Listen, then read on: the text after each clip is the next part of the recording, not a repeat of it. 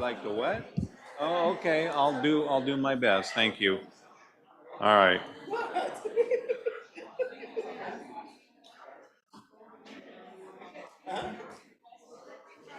If, whoa, that's bright or loud. If I could get everybody to take a seat and then we'll get this party started here, so to speak.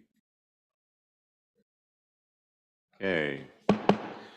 The November 9th, 2022 regular meeting of the Yosemite Community College District Board of Trustees is hereby called to order at 17:32 hours. This governing board meeting is conducted pursuant to AB 361 and YCCD resolution number 22-23.07. Good evening, everyone. We thank you for your patience as we continue to navigate this virtual and in-person platform. We welcome the board members and others who are participating in person or via Zoom. Please be advised that everyone participating via Zoom video or call has been muted, with the exception of the board members, student trustee, and chancellor. We also welcome any members of our district community and members of the public who are viewing this meeting live via YouTube. Members of the public are welcome to record this meeting using their own personal devices. The district will also make the recording available on the YCCD YouTube channel for 30 days in accordance with our board policy 2365. As a reminder, board members are asked to, quote, raise their hands, end quote, via Zoom when they wish to speak. Everyone is encouraged to mute their audio when not speaking to minimize disruption. The board is open to receiving public comments. The published agenda requested that public comments be submitted in advance of the meeting by email. Public comments will be read aloud by staff at the appropriate time during the meeting. Persons seeking to make an in real-time public comment may do so at the time of the agenda item and are asked to use the quote raised hand end quote Zoom feature. I would now ask that, let's see, who have I not picked on in a while? No, let's see. Trustee Nicolau will now lead us in the Pledge of Allegiance. Pledge allegiance to the flag of the United States of America and to the republic for which it stands, one nation, under God, indivisible, with liberty and justice for all. Well done, thank you. We will now do 4.3, roll call establishment of quorum. I would now ask the board stenographer to conduct a roll call for attendance, please. Student trustee Maria Marquez.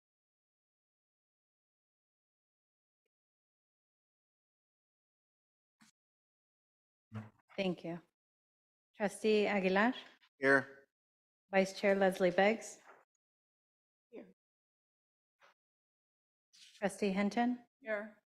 Trustee Jenny Nicolau. Trustee Richards. Yes. Trustee Margie Balkan. And Board Chair Darren Garrett. Present. Quorum is established. Thank you. We will move on now to 4.4, report out from closed session. There are no reportable items to report from closed session. We will now move on to 4.5, changes in order of business. The board reserves the right to modify the order of business in a manner that it deems appropriate by consent of the board. At this time, I ask the trustees if there is interest in changing the order of business. Looking down the dais, going once, going twice. Okay, you lose that opportunity. All right, we can do this two ways. We can do it individually or we can do it as a group, 4.6 and 4.7. 4.6 is the approval of minutes of the October 12th, 2022 Board of Trustees regular meeting, and 4.7 is agendized approval of the minutes of the October 12th, 2022 Board of Trustees special meeting.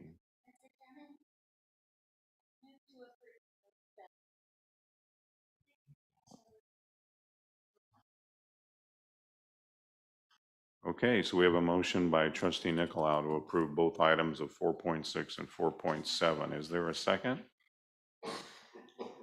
Second that.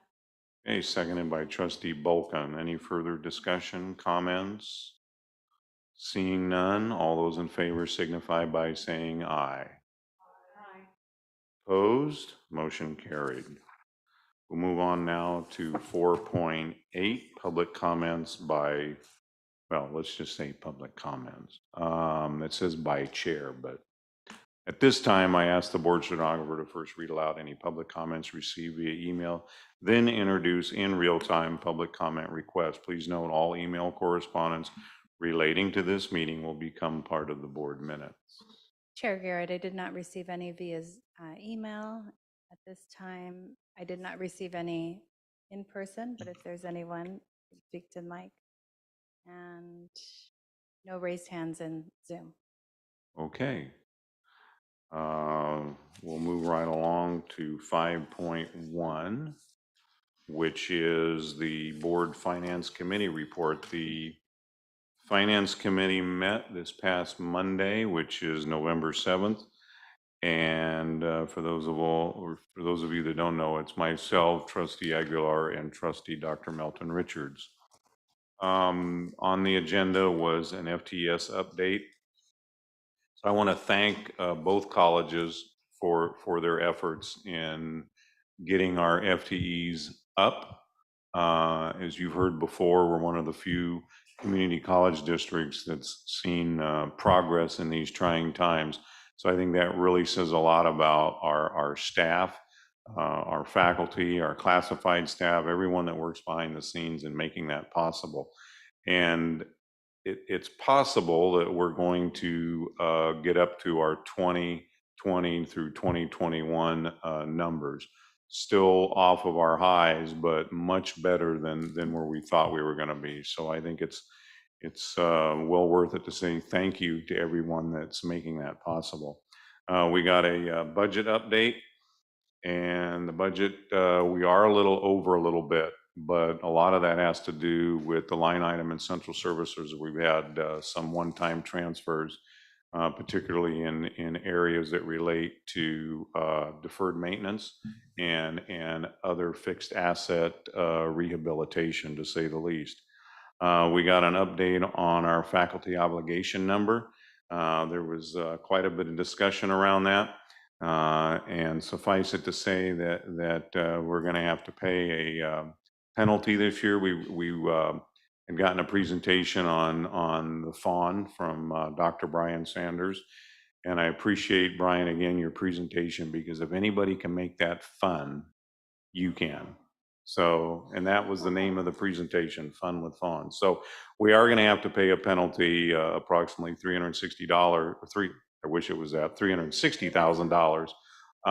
But we had again, an in-depth discussion about, what could we have done with that? And I think the comments were that, when you look at the community request of funding a faculty position in the music department, or increasing our nursing program and nursing graduation capacity, I mean, we get it when you look at it from an in-depth standpoint of okay, what happened, and what the FTE component of that is pegged to our prior numbers and not our current numbers and all that. But it's still disappointing when you're having to send back appropriations that could be used to benefit the students in the community.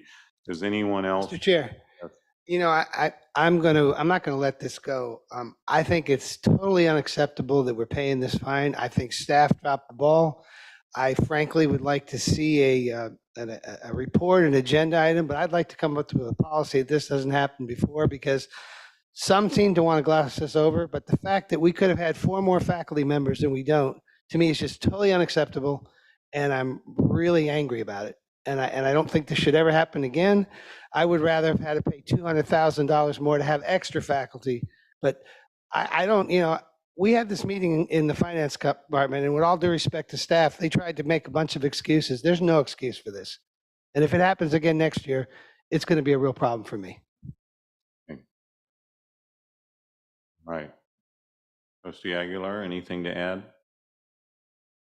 Well, I feel the same way, but hopefully it doesn't happen again. I really thought we should have done it a little bit different, but hopefully we can work so next year we don't have to go through this again. So All right, any other questions or comments in regards to that? All right, yes. My concern is that we discussed this item on fawn a few months ago when we had asked for a presentation on it. At that time, we were told that we were under one, and we were looking at about an $80,000 penalty. We asked at that time, what can we do to take care of it? I think that we're short-sighting ourselves by paying fines for things that we could have taken care of, and instead of paying a fine for it, paid a beginning salary that would be almost equivalent. So I think that is something that I hope that, like the rest of the board, doesn't happen in the future. All right, and with that, yes? Yes, May I say something about fawn? yes. Fawn number is complex, and we increase the fawn number. Typically, if you look at the fawn number, that's an arbitrary number. It was set from 1987. I'm not getting into that history. When the enrollment on the downward slope, we have about a year to make up for the fawn. Right now, we are chasing a fawn of 309. We are looking at hiring maybe about 35 to 40 faculty members across the board in order to hit that number. Suppose, theoretically, we hire all of those 40 faculty members. Enrollments do not come back up. Next year, our fawn would come down. How would we get it down? We cannot get down that number. That's what the challenge that comes with fawn. So specifically, where we would be focusing on is there are certain areas that historically we know demand for the seats exist. There we are safe to hire faculty members, knowing fully well. Let's say, for example, if we hire a faculty member in chemistry, which is always a high demand area, even if after 3 years enrollment does not go up, it's highly unlikely that chemistry would see a lower enrollment. But suppose I hire another area, and I'm not mentioning any names. There are a number of areas that I can mention. I do not want to mention in the public meetings. We hired that. After 3 years, enrollments do not pick up. There is not enough load. And we have been in this situation in this district, in the campuses, that a faculty member does not have enough students to make a load, because a faculty member is obligated to make 15 units of load. What happens at that case? And that is where we want to be very clear about, or practical about, how do we go for this. State allocates us money. The problem is, once we hire somebody, we cannot just take that person out. And sometimes people would say that, suppose you hire all the 35 faculty members, you're at 309. Next year, your fawn comes down to 298. You need to reduce 11. Where would you find this 11? Oh, don't worry about it, you'll have 11 retirements. Of course, most likely I will have 11 retirements. What if the retirement happens in chemistry and nursing? Am I going to fail them? I have to fail them. Then again, I'm back up at 309 with a fawn of 289. So remember how many years we've been paying above fawn. So fawn matching up, it's not an exact science. There are a variety of issues involved in that.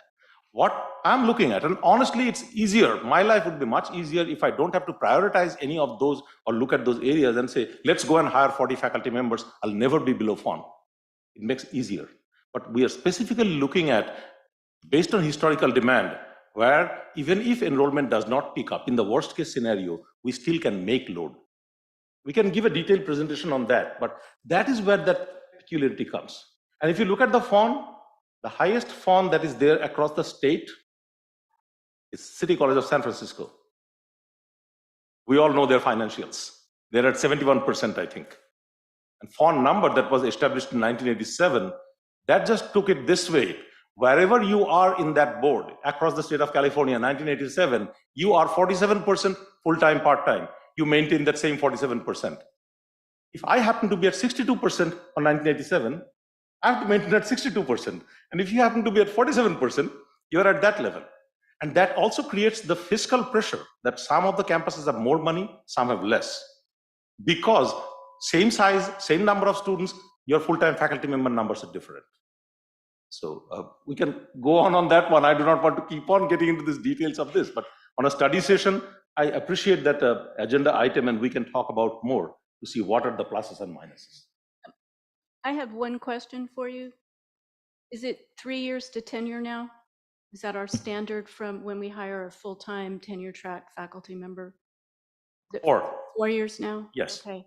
So if you run into that problem that you're talking about where you've hired people and then we don't have enough students to make them, we're not locked in, right? If we don't have enough students enrolling for particular classes? Both yes and no, because although it's a 4-year process, but typically at the end of first year or the second year, it's somebody is in a tenure track position. We go on that way. Theoretically, yes, on the third year, we tell somebody, we don't have money, we would let you go. Next time, when you demand that, you have advertise for that position. I'll see how many applicants come in. Yeah, no, I agree. It's And I very personally would be, complicated. from an administrator's perspective, I would never think that I am basing my whole thing on a risk. You come here, you invest 3 years of your time, and then most likely you would not have a full-time job. Yeah. Not a good strategy for me, long term. It's very complicated, very complicated. So we'll move on now to 5.2 Board Policy Committee Report. Policy Committee Chair Nancy Hinton. Board policy met actually yesterday, this month. We met on Tuesday.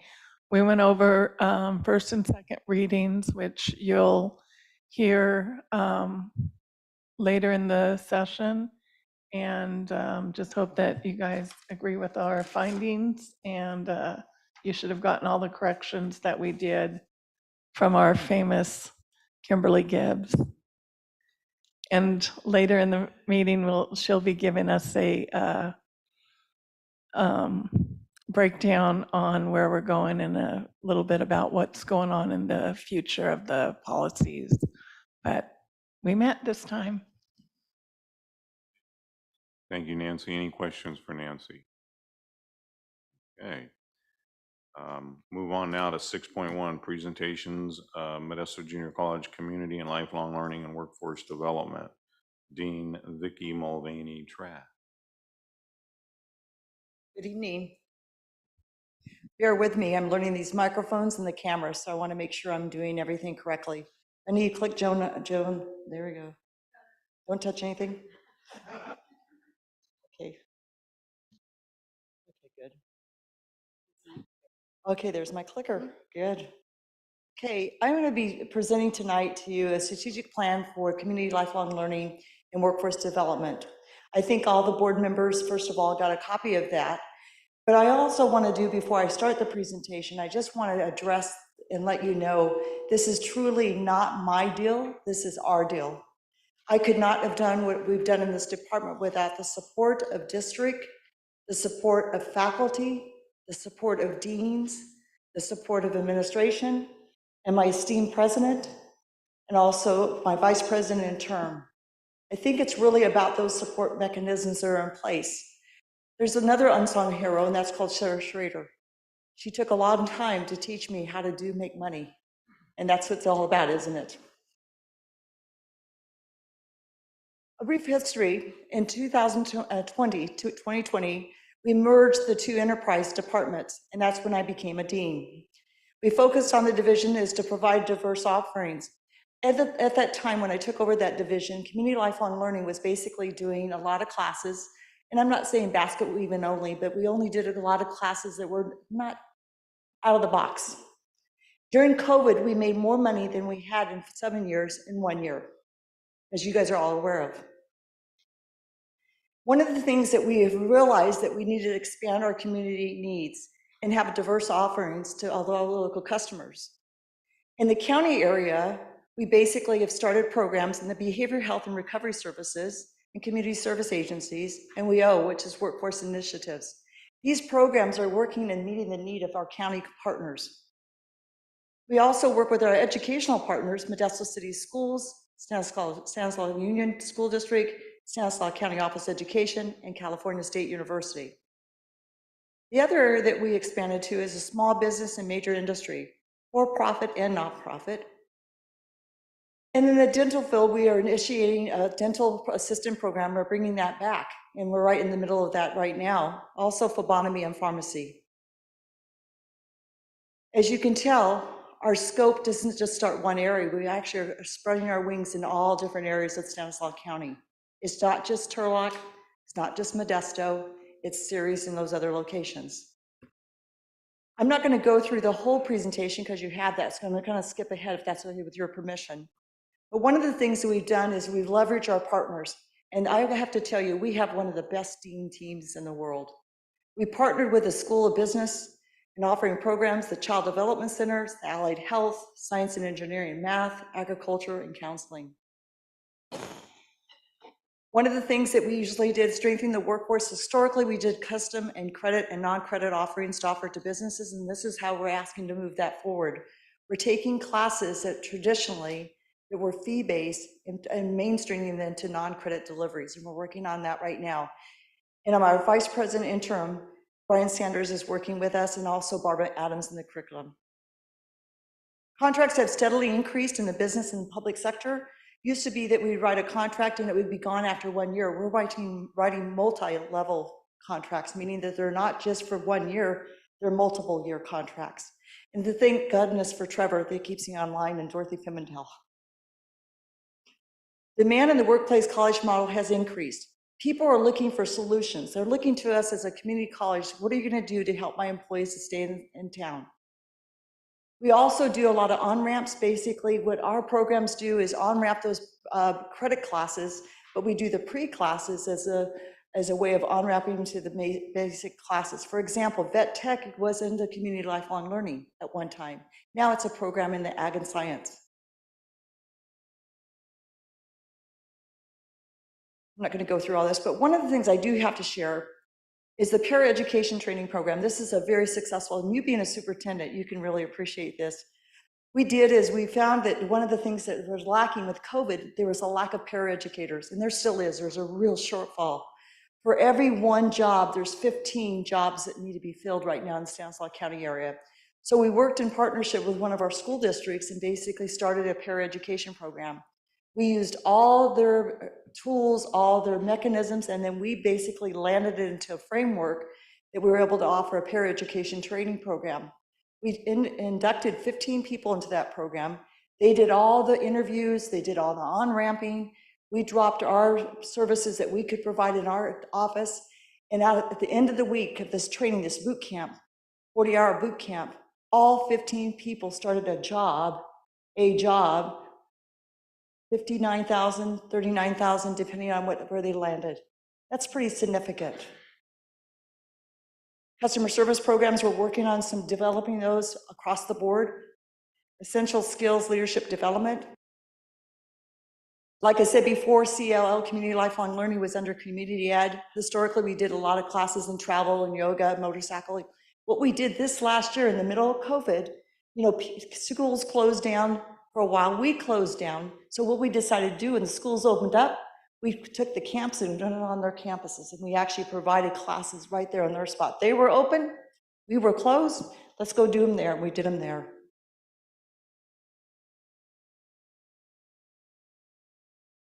There's a lot of potential out there with partnerships in major industry. One of the things I think is really important is that you do collaborate and you leverage good resources.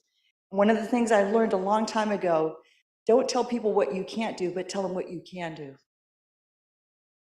These are some revenues. You guys have those. I'm not going to go through the numbers.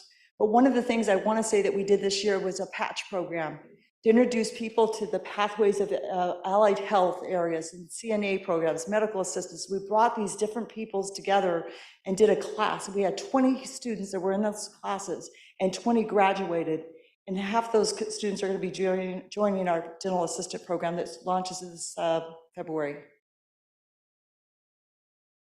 With that, I have a small staff, and it's a lot of work, and we're leveraging as much as we can. But with that growth, you also have opportunity. Let me go back here. These are some of the flyers, and I think you guys got copies of those flyers. We did a 2-week OSHA training. We actually started a culinary program over in Ceres. a boot camp. I do have to share a short story real quick. I'm okay on time? One of the things this is our second boot camp. We had a student that wanted to go to our kids' college. She was 19 years old, and unfortunately, she wasn't able to go to our kids' college. She had a learning disability. So I talked to her mom and I said, hey, let's put her in our culinary program we have for adults. And I said, the only thing I'm going to ask you to do is come join her and be in the class with her. This young girl graduated from that program. She comes up to me in a special program we're working, because we're right now working on a model for special needs. She came up to me and she kept on saying, puff, puff, because she's autistic. I said, puff. I didn't know what puff was. And she said, puff. She made cream puffs. And she goes, I have a puff for you. And I didn't know what she meant by that. I thought she was going to blow me or something. And she goes behind her mom and pulls out this cream puff that she made. And she goes, her mom said, my daughter is coming to class and she's never been happier. This is the paraeducation program. We also work with, I'm sorry, you know what? I will invite you when we open our culinary program and I'll make you a puff. I'm sorry, that's my laugh. I apologize. I wasn't going to do that. I'm sorry. I also worked with our chancellor. We did a Taiwan Mandarin learning program this last spring. We've gone through 2 of them. This last year, we actually graduated a total of 30 people through that program. We also did all the camps you talked about. This last Saturday, we did a graduation with our 10 new motorcycles, and at a graduation, it was phenomenal. If you ever want to learn how to ride a motorcycle, get registered and we'll teach you. I will not get on one, but I got on a scooter, but that's about it. We do troubleshooting. The other thing that we started this year was the upscale program. Upscale is basically taking classes into business and industry and custom. This next week, I'll be working with a couple of industries. We did gap analysis where we go into a company and say, what are your needs, where are your gaps at, and how we can fill those gaps. This is the pharmacy technician program. I have a phenomenal program specialist, Mary Medina, that runs that program. It's incredible. Those students are very successful in the community. These are some of the classes we do in customer service through the School of Business, and there's a much, much more. Thank you so much for letting me present tonight. Is there any questions? Very good. Hi. Am I standing okay? I love this. Thank you for what you're doing for our community. Thank you. What do you need to accomplish your 5-year goals? 5-year goal, we need more staff and more space. Right now we're at the flat line, meaning the fact is we can't grow any more than we can. And I have contracts that are on hold right now because I don't have enough staff. So that's the bottom line.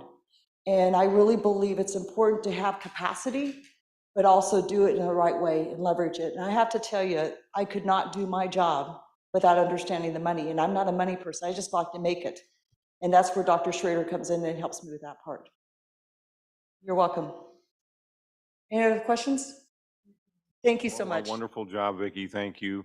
You and I go a long way back, and sure and do. from the Juvenile Justice Commission when you were working at Juvenile Hall and all the impact you had with our incarcerated youth, and you've taken that love and that energy, and now we're being rewarded with it because you're here helping the students and the community and everything. And like I've always said, I can't say enough good things about you. It'd take all night, but thank you so much. And thank you for the humanistic story you told, because we don't get that very often. And that just shows what our programs are doing and how impactful they are in the community. So thank you, Vicki. You're welcome. I do have to say one thing. We just signed a contract with Juvenile Hall.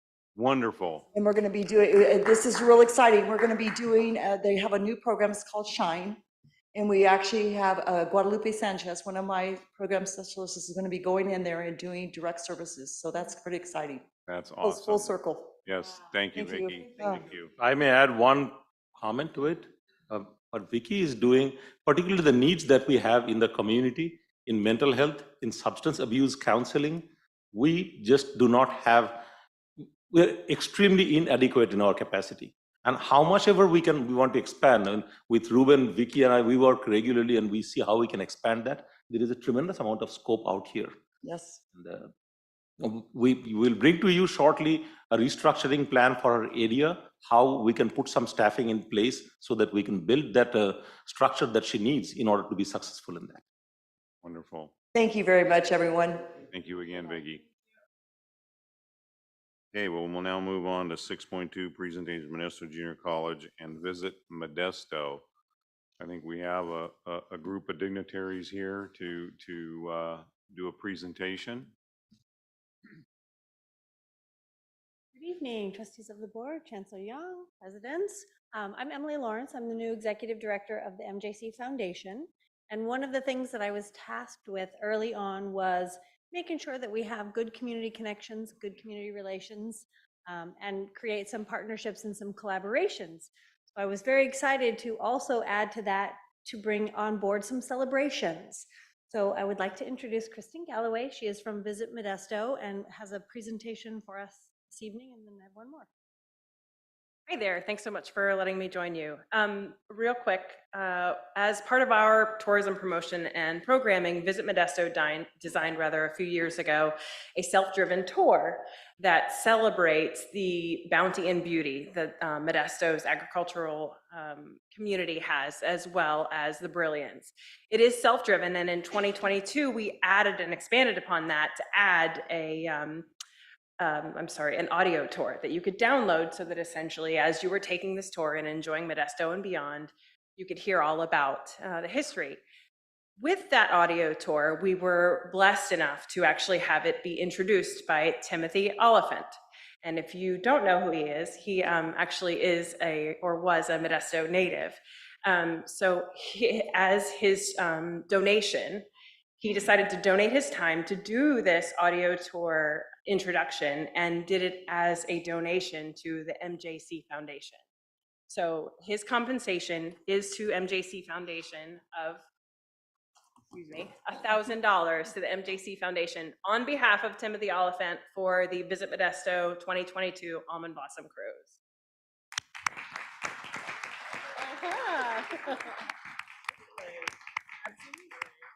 Thank you. So this was one of our community connections, and then we have one more.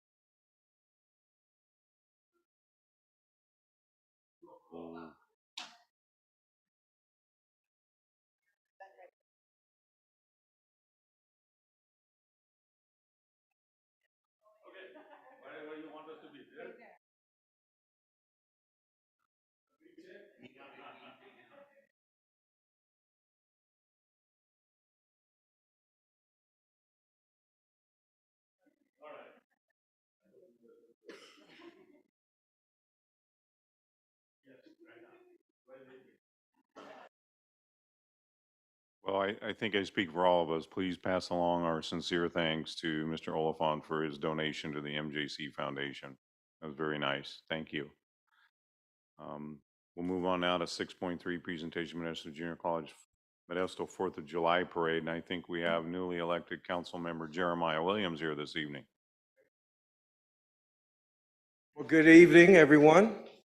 And of course, good evening, Chancellor Young and President Born Zapata.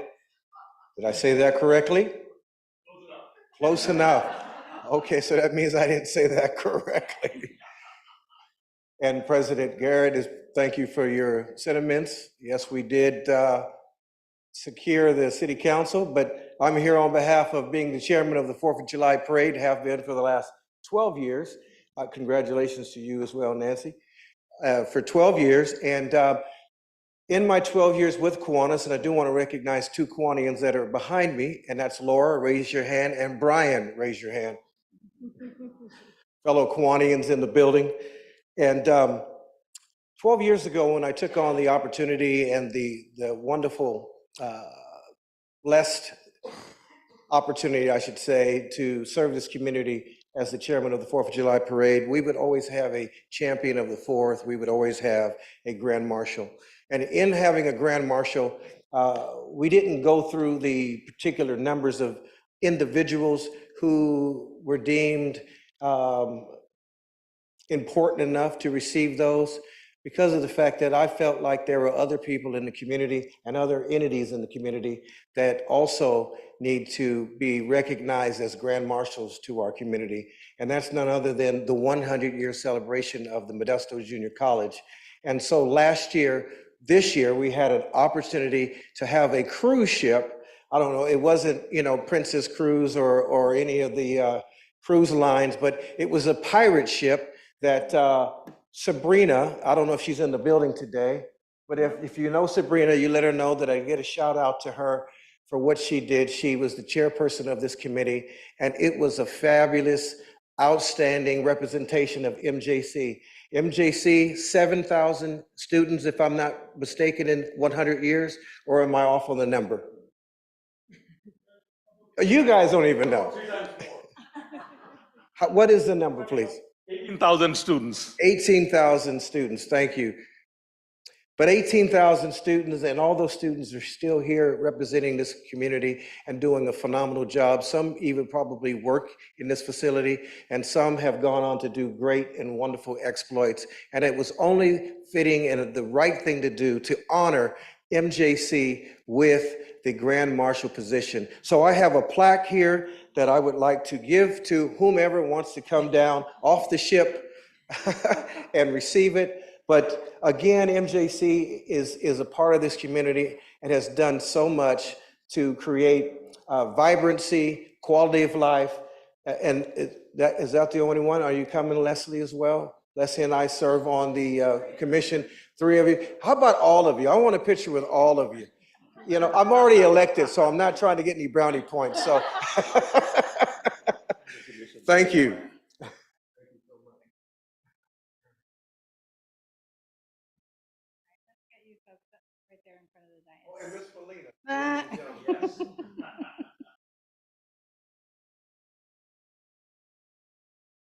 Okay, we need a balance.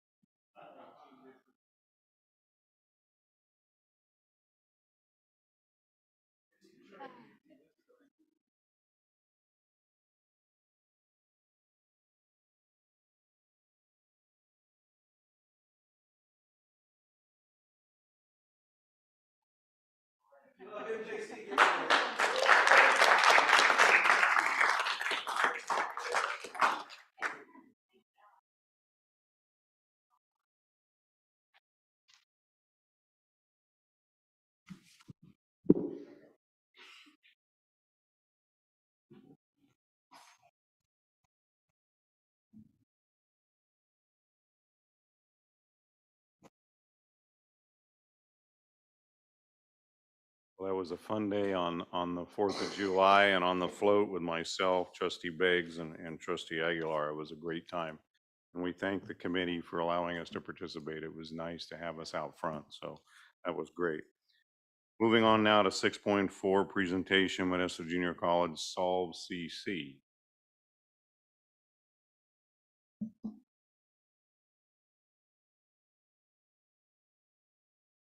We have another delegation of dignitaries with us this Sure, we're evening. going to follow up clearing the podium in a giant check, but we'll give it a shot.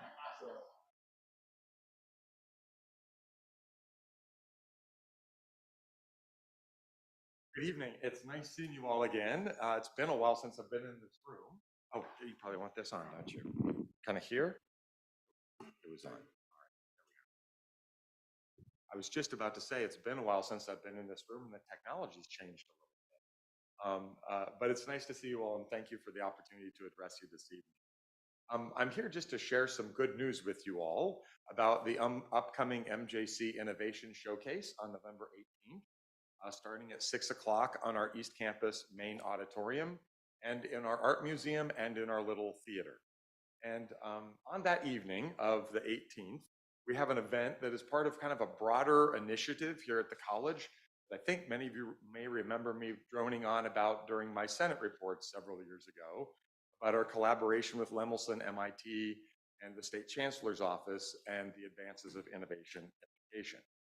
Well, since that time, while you've been getting new technology in this room, Dr. Bandyopadhyay, Dr. Salah, or Aisha Salah, the Academic Senate President, Lemelson, MIT, and Solve CC, a local California nonprofit, have partnered up to create basically what I describe as Shark Tank meets Burning Man, right? So it's a combination of student teams that are required to do research in the community and identify local problems and then propose solutions to those problems and pitch them to a group of judges. And our judges on the 18th include a professor from MIT, a professor of engineering, someone from Josh Harder's office, two deans from CSU Stanislaus, Emily Lawrence. She took the big check and look at that. Emily Lawrence is going to be one of our judges. Laura Mackey is here this evening and involved in adjudication. And a venture capitalist from Southern California who is a quantum physicist and started an AI nonprofit organization for artificial intelligence for the common good. So those judges are going to hear from the finalists of about 200 student teams that have been working this semester to identify problems. The former vice president of Oracle then looked at those problems. We came up with some finalists, and what I want to give you this evening is kind of a preview of what you're going to see on November 18th. This is a presentation that this group of rock stars gave in Boston in October at the National Association for Community College Entrepreneurship. I can tell you with 900 people in that room, there wasn't a dry eye in the house. So without further ado, I want to hand things over to Team Community Catalyst. I believe Adrian and Kirill are going to be addressing you, but Ben, Mohammed, and Caitlin are an integral part of that group. And so without any further delays, I give you Team Catalyst. Thank you so much for having me here. There was something very important I would like to address. We know today's education can be flawed, archaic, and mostly frustrating. We know the torture of memorizing words without knowing what they really mean, or suffering the boredom of a 2-hour lecture. As a student, I've taken classes with the mindset of succeeding in a school environment, when in reality, education should be strengthening my opportunities to succeed in a career environment. This is why our solution is to evolve the learning experience, having students engage in community activities to vastly improve their understanding, growing career-related skills. They'll apply what they learn in a classroom to practical scenarios, which further promotes civic engagement. With service learning, sorry, a little nervous. With service learning, students, my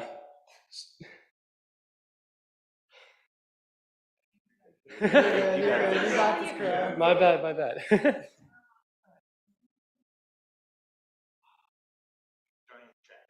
Right? With service learning, projects and issues within the community are a part of, with service learning, projects and issues within the community are a source of personal improvement. Service learning is a platform where students, it's it's funny, you go over it so many times in your head and you get it right.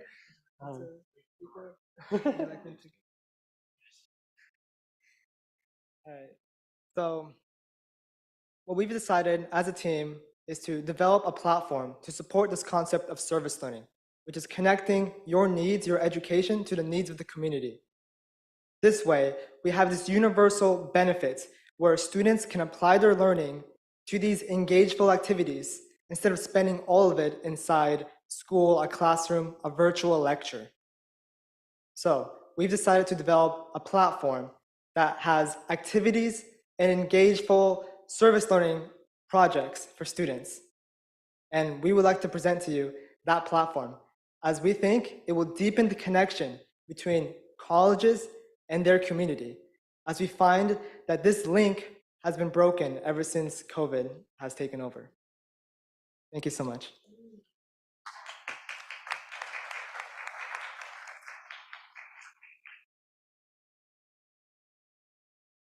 May I add something to this? Go ahead, do this. Show it.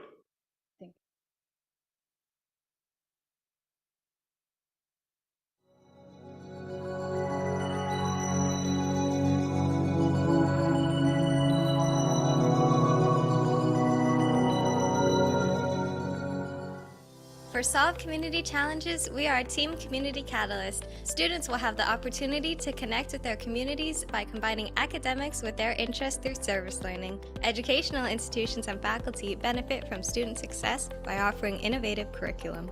Community partnership with MJC will bring long-term sustainability by bringing service learning activities onto our website. As Team Community Catalyst, we've explored the concept of service learning to solve the limitations of our education. Today, we're excited to introduce you to our brand new platform. Welcome to our service learning website. By navigating through many activities according to your interests, students will be provided with all the service details needed to start sharing your passion with the rest of the world. For our faculty, you'll be provided with resources on how service learning can become your tool for academic success. With professors such as Annalise Hausler-Akpovi, you'll gain new roles in an active learning environment. And that's not all. After launching the website, we are committed to expanding our platform to other communities and developing more features. With the help of SolveCC, we strive to create the ultimate platform for opportunity, growth, and inspiration. Together, we're driven to create a platform where anybody can have success. We welcome you to service learning. Apply, learn, and implement. We'll be your community ally.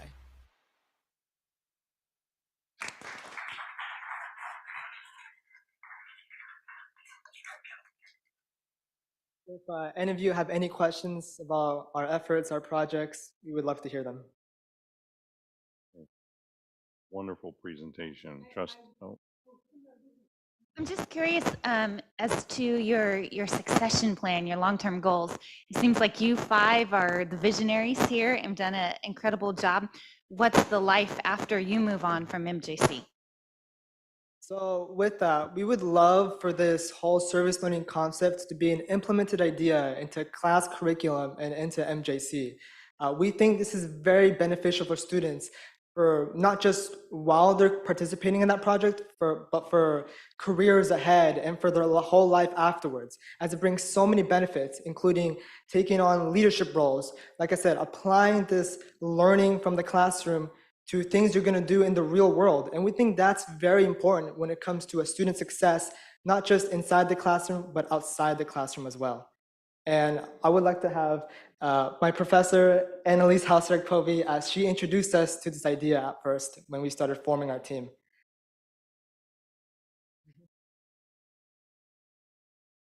Hello, everyone. I see familiar faces. I just think that I can add, the idea of service learning is not something that is new. Service learning is done at literally thousands of colleges and universities across the US.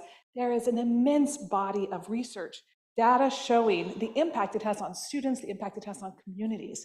So when the students were eager to work on this platform, I think that the vision is we really want to bring MJC kind of up to speed, or the district, and offer these kinds of opportunities for faculty to use as well as students, because the students benefit, the faculty benefits, the college benefits, and the community benefits. But you have to be trained, you have to have a program, and you have to be able to, as you said, implement it with a certain amount of vision. So having this initial platform is the first step.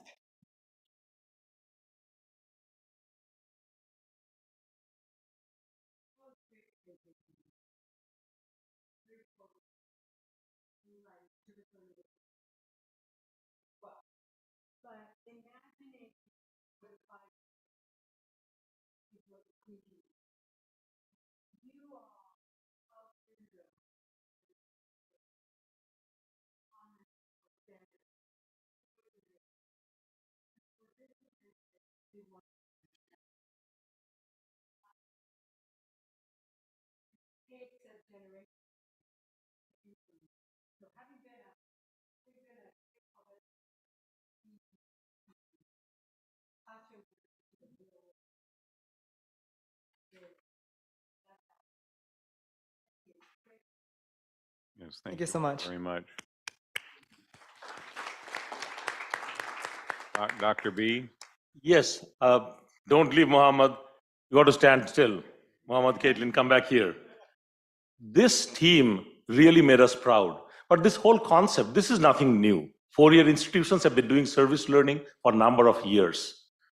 A couple of weeks back, I was at Stanford with the Carnegie Institution.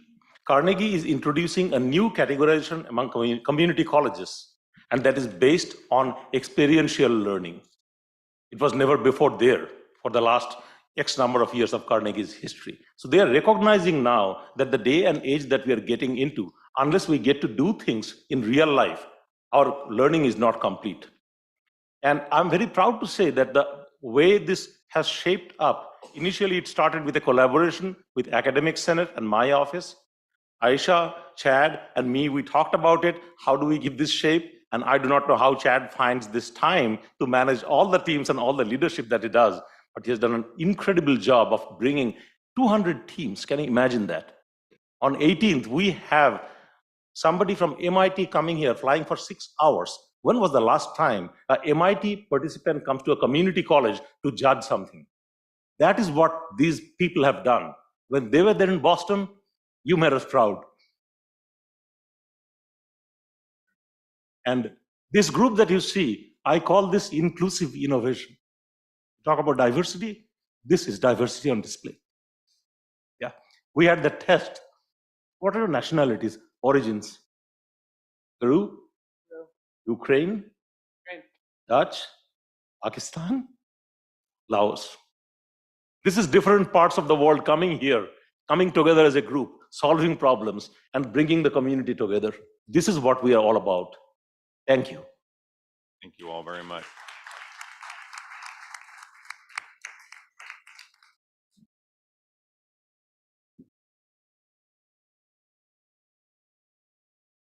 Okay, we'll move on now to, I don't know if we're going to be able to top that one. Move on now to 6.5 association reports. We'll start with Student Senate activity reports, Associated Students of Columbia College.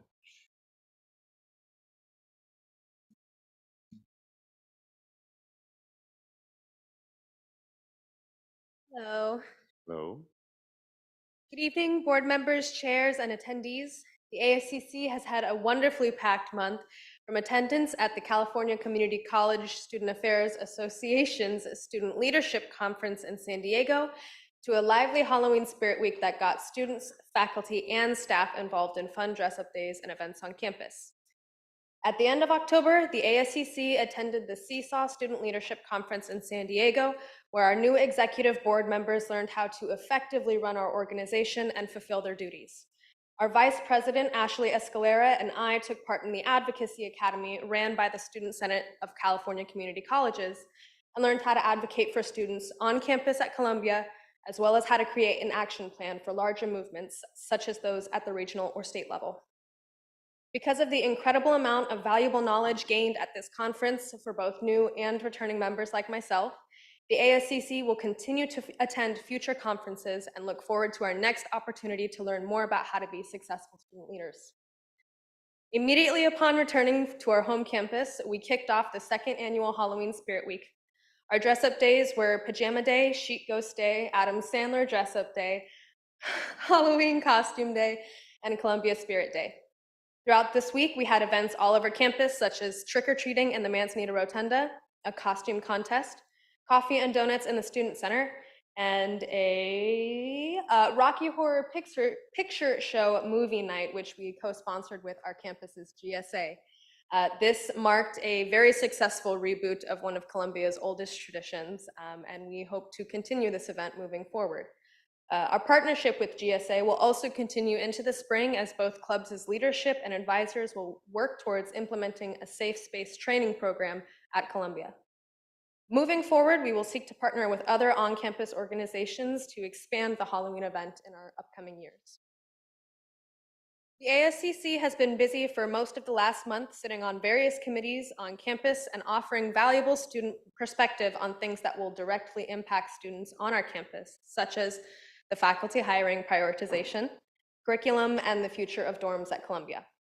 Another topic that we have been repeatedly asked to weigh in on is the utilization of different campus spaces, including the new Lakeside Lounge and the Buckeye renovated space. In an effort to support students, we collected student feedback at the Lakeside Lounge soft opening and shared the results with our college administration.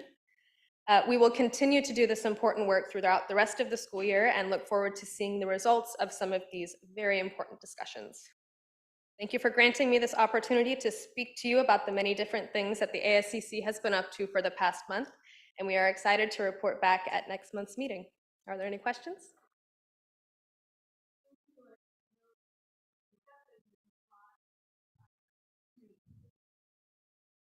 Yes, I would love to introduce my fellow ASCC members.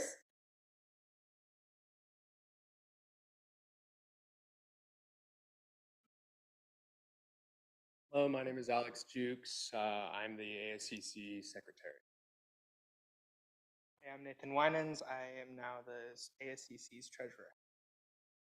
My name is Gabriel Breuer, and I am the director of activities. My name is Luke Keir. I am the Director of Club Affairs. I'm also the Vice President of the PSA. Wonderful. Thank you all very much, and thank you for making the trip down the hill. We really appreciate seeing you all here. We'll move on now to Associated Students of Modesto Junior College, ASMJC President.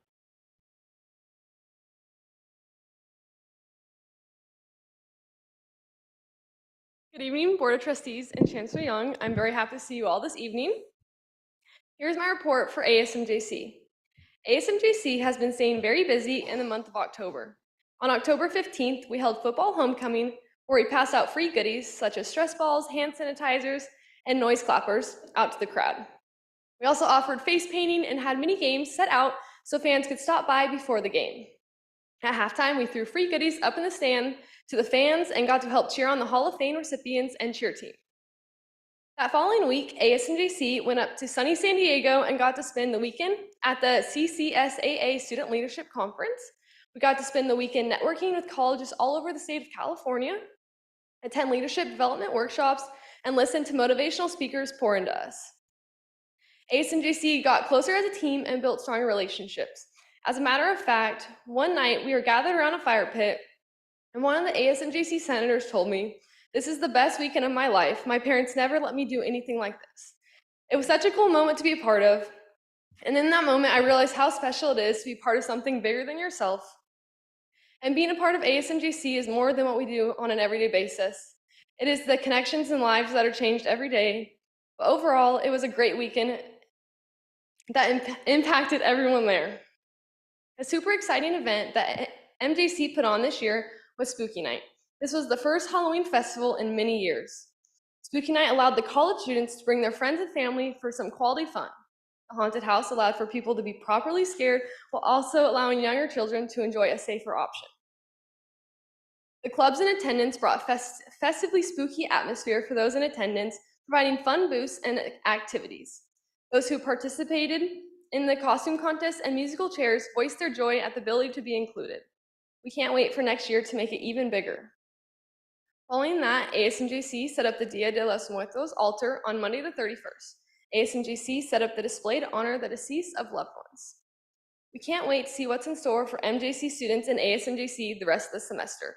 Finally, I'd like to thank the Board of Trustees and Chancellor Young, as well as all the people who participate in this meeting. That concludes my report. Please let me know if there are any questions. Thank you. Thank you very much. Any questions? Okay. Thank you. Thank you again.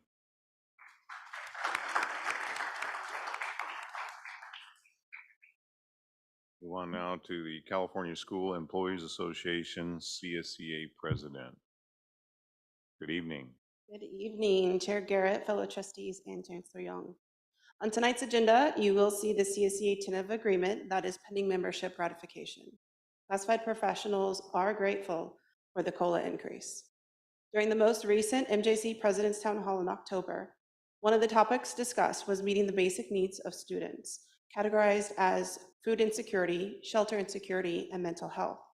The student services at both colleges have done a tremendous job with allocating resources and services to help those students in need.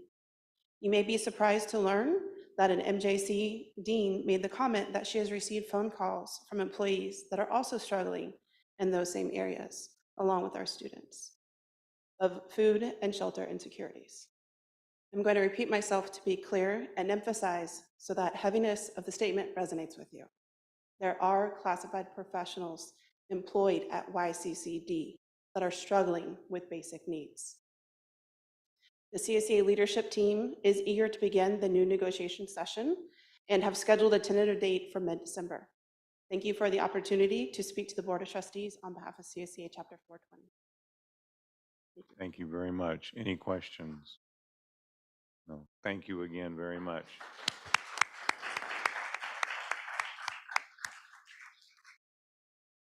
Move on now to faculty representative to the board.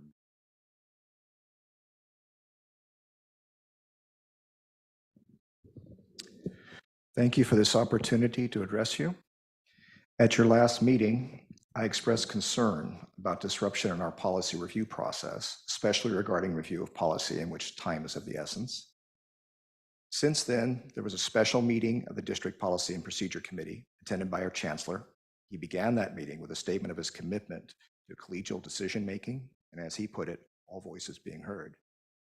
And as I've said to colleagues about that, he could stand on his record. Committee members have stepped up to extra effort, and I wish to commend committee member Vice Chancellor Trevor Stewart for his extra efforts to facilitate consensus around some tricky issues. Substantially differing viewpoints, disagreements, drafting and redrafting can be necessary elements of a good product to pass on to the board policy committee and the board. And when I had the privilege of listening in on the board's self-assessment as part of our accreditation process, I heard how much our board values that policy review process. Also, I want to join the many voices tonight that are thanking Trustee Margie Balkin for her years of service. Assessing her contribution from the standpoint of the faculty associations leaves me at something of a loss as to how to begin and then how to stop. My conversations with her are just a few examples of her accessibility and sincere desire to engage with any member of the YCCD community, especially students, about better performing our mission, better serving our students, and the larger community. She is all about the entire district, but I must observe in her own district, to the faculty of Columbia College, she has achieved the status of a folk hero. Speaking for myself, I've called Margie about difficult issues, and every time, progress to resolution or not, I've come away energized. I'm skipping past her illustrious resume as a leader in public education, but I will say her encyclopedic knowledge and her wealth of experience have served us so well. As I reflected on this today, I was moved to read on the distinction between two related concepts, knowledge and wisdom. Broadly speaking, knowledge is grasp of facts of information. Wisdom is, quote, having the power of discernment and judging properly as to what is true or right. Trustee Balkin, that is how I think of you. As I commiserate with colleagues about you leaving the board, I have told them we can't talk her out of it. Believe me, I have already tried. Thank you again for this opportunity to address you. Thank you. Any questions?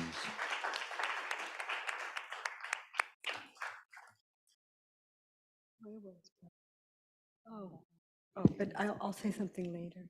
I'll say something later. Thank you. Very kind. Very kind. Move on now to Academic Senate activity reports. Columbia College Academic Senate President. I think you see her there. Yes. I am here. Hello, everybody. Thank you so much for allowing me to address you this evening from a remote. I am not feeling well, and so I am so grateful to have this opportunity to still address you while not breathing on anybody. So thank you, thank you, thank you. First off, huge congratulations to MJC for all the incredibly well-deserved recognition for all the great work you're doing. I just feel like our big sister is just so cool, and I loved hearing all those student reports. So that was so lovely. Thank you so much. Columbia College Academic Senate has 2 more meetings, November and December, before the end of the semester. And I tell you what, the agendas are absolutely packed. We've got discussions on credit for prior learning and preparing our equity-minded job descriptions for our faculty hiring, self-service ad authorization agreement, and the list goes on. It's going to be a challenge to cover all the material in our last 2 meetings. This past week, I attended the Academic Senate of California Community Colleges plenary. The theme was centering authentic voices and lived experiences in the 10+1. We voted on Saturday on various resolutions from 9 to 3 o'clock. And I've never experienced this before, but the very last item was a 50-50 split vote where our president, Jenny Bay, had to cast the deciding vote. It got pretty exciting. That was on the minimum general education unit requirement for high unit majors. I didn't think it'd be a huge deliberation, but it was. And it just serves to remind me that showing up and voting, of course it matters. And right, but we all voted in elections yesterday. So I am so glad to be able to participate in our democracy. This leads me to our next item. We've got the agenda item, I believe it's 8.7 on the academic calendars. And the 23-24 calendar still does not indicate that June 19th is a federal holiday. The AB 1655 law was passed. So I would like to ask that we could fix this error before we adopt the calendar. I don't understand why we would adopt a calendar that is breaking the law. We'll just have to start the process over. So I'd like to request that the board address that issue and fix that error. And moving forward, the 24-25 calendar does have Juneteenth on it at the current moment, but the college and district calendar committees have recommended adopting all 3 holidays, which are Juneteenth, Cesar Chavez, and Indigenous Peoples Day. So please consider that. Other deliberations, as deliberations continue over fawn, which I don't know, I think I was having a fever dream, and I was thinking about a fawn and FAWN, and I was like, they're so cute. And I'm like, wrong fawn, but okay, focusing here. Right, we've got this minimum obligated number of faculty that each college has to maintain, so we don't get that big $80,000 fine. And we can keep deliberating that, but folks, we've got to keep in mind that we do have a timeline.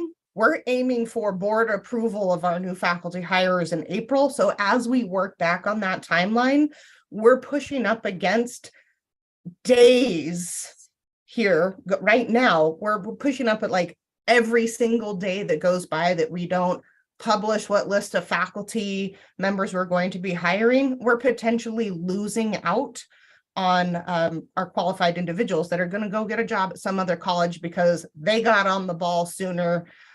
You know, their HR was able to advertise at job fairs. So we're down to the wire here. And I hope that we can finish this up very quickly. So just there's my note on fawn, not FAWN. And folks, I am so excited about one other agenda item, which is 7:16 on our consent agenda. Finally, I feel like I could just clap my hands in joy. Finally, Academic Senate will have classified professional support. Jerry Porchot is going to be our new administrative secretary with part of our duties supporting faculty committees such as Academic Senate. And I would be so remiss if I did not give a huge shout out to the Columbia classified professionals who are filling in and keeping Academic Senate going, especially Casey Fulkerson and Kelsey Gillen. Thank you. And now with our dedicated person, Jerry Porchot, we can start having catching up on the frighteningly long list of things that have been falling through the cracks when Jessica Anselmi left her position at the end of August. So welcome, Jerry. I am so looking forward to working with you and listening in on your incredible institutional knowledge. And I would like to end with a refusal to recognize that Margie Bolkin is leaving us. I have learned so much from you, Margie, on professionalism and leadership. You are such a graceful and thoughtful leader. I really appreciate you. And I do wish you all the best in all of your next endeavors, and you will be missed very much. So whoever is your successor, they've got big shoes to fill.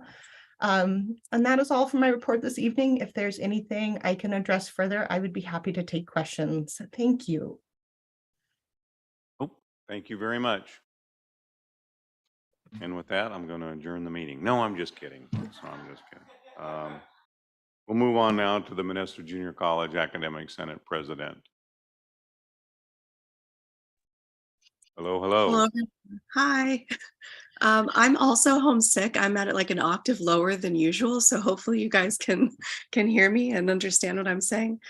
Hello, everyone. Chair Garrett, trustees, chancellor, and all the others present today. Thank you for your time. At our most recent Senate meeting, we had a presentation on assessments and program review by Dean Betancourt.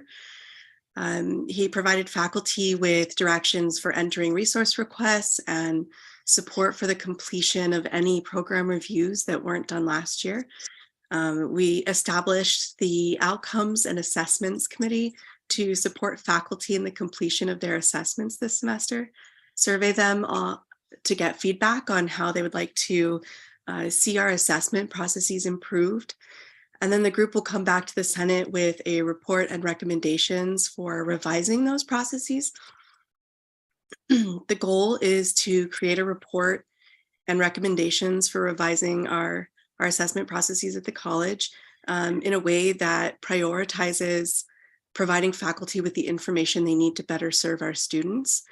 Currently, our practice focuses primarily on accreditation compliance, and of course, accreditation compliance is necessary and will be a part of the process, but the consensus among the faculty involved in leading these changes is that compliance is the baseline, not the only goal. And so once we've done what's required for accreditation compliance, all the other decisions we make when it comes to assessments should be student-centered and focused on developing processes that get faculty what they need to improve student success in the classroom. Speaking of accreditation, MJC's accreditation teams are hard at work. On Monday, the teams for standards 3 and 4 reported out to the Institutional Effectiveness and Accreditation Committee, and teams for the standards 1 and 2 will do so after the Thanksgiving holiday. And we're hoping for a draft of our ICER to start going through shared governance in the spring. So you'll see that soon-ish. Senate also passed our SEAS application, which is on your agenda for today as well. We also reviewed the self-service work group's recommendations for changes to the ad process for students. Faculty are taking back the recommendations to their constituents and we'll look at them again on the 17th.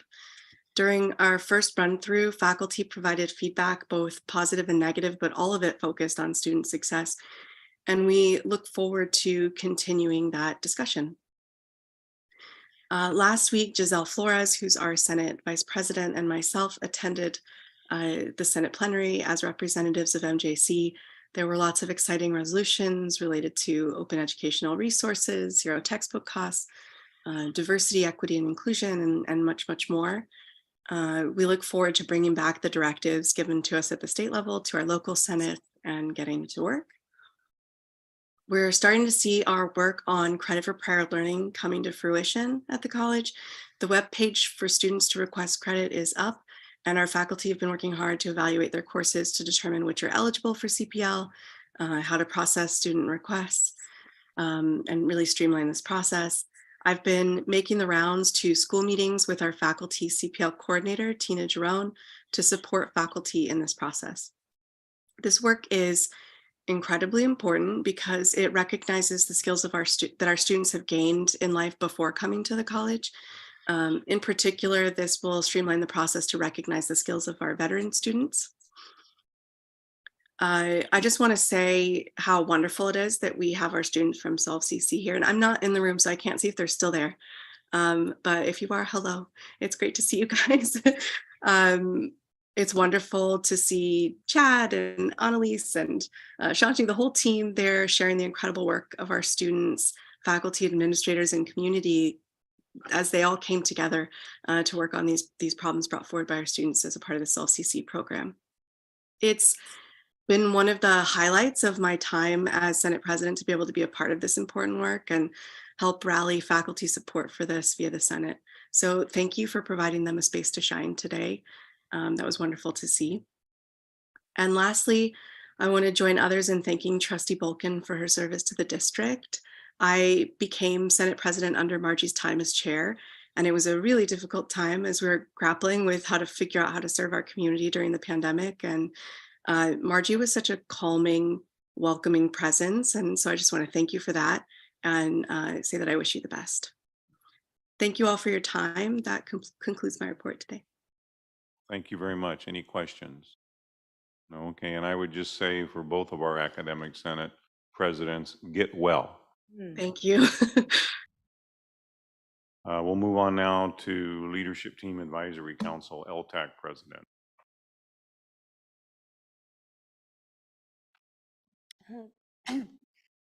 That was weird.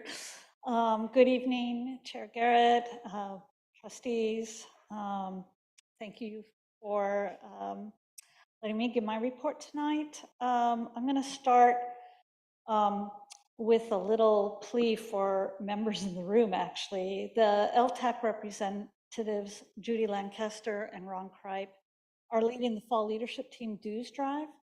Dues are only $30 a year, and they go towards funding student scholarships.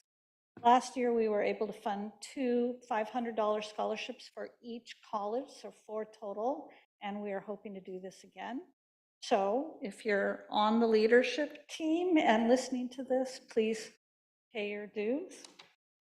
On occasion, as you recall, I do send out calls to the leadership team for good things that are happening. And so tonight, the rest of my report, I got many responses, but I'm only highlighting one from each area. So the first is from Central Services. Beth Au, who is director of the CCC Registry, which is hosted by YCCD, is excited to share that after 2 years of virtual job fairs, the registry will once again host 2 in-person job fairs for the whole California Community College system this January. One will be on the 21st in LA and one on the 28th in Oakland. This is great news. As discussed earlier tonight, we are in a big hiring year at YCCD in order to meet the faculty obligation number. In the past, both colleges' leadership team members have worked with HR in order to send representatives to both job fairs. Next, from MJC, Dejanae Shelton, who is Director of Career Services, has some exciting news regarding a new partnership with Modesto Subaru. Jessica Godin, who is the Modesto Subaru owner, but also Stanislaus Partners in Education Executive Director, requested an opportunity to meet with Director Shelton to discuss Subaru U, which is a program that helps to develop partnerships with local colleges and Subaru retailers. The meeting took place, and as a result, Jessica has decided to work with MJC to bring Subaru U to our campus, working with Dean Pedro Mendez and a few of his lead automotive faculty and Director Shelton. Subaru leadership has established a plan to bring Subaru resources to MJC. So we're excited for the opportunities this will bring to our students. Next, Amy Iribiran, who's Director, as you know, of Health Services, wanted to inform the board that Health Services is celebrating a record number of participants in our Healthy Living series, which is a Zoom-based presentation series open to students, employees, board, and community members. Highlights include presentations on trauma, breast cancer, monkeypox, diabetes, music therapy, and general wellness. Led by Health Services Senior Nurse Lydia Gaines, participants learn from health experts from MJC, UC Davis, UCSF, UOP, and other local agencies. And she would like to encourage board members to join in the events for the series in spring 2023. And then lastly, from Columbia College, Amy Nilsson, who is Director of Community Outreach and Development, shares that Columbia College financial aid and special programs managers have led their teams in organizing, promoting, and staffing more than a dozen evening and online outreach events in the last month to help high school students and parents fill out financial aid applications.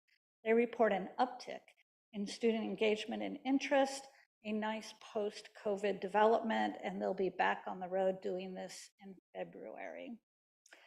I'm going to beat Trustee Garrett to congratulating Judy Lancaster for 29 years of service. And I can't believe we're going to be losing her. So just wanted to mention that. And then also Trustee Vulcan, it's been a pleasure. And I echo what Aisha said, that I have really welcomed your sort of calm, strong inner core, and the delight in everything that's presented to you that you bring to these meetings. So you will be missed. Thank you. Are there any questions? Any questions? No. Thank you very much. Thank you.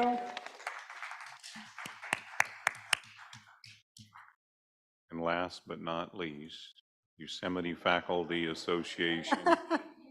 Oh, I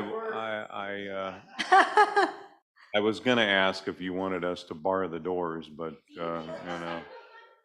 Brian Sanders, do you keep a checkbook on you? That is weird. Yeah. I could add to that, but we're all thinking the same thing, aren't we? Yeah. So, all right. YFA President, your time.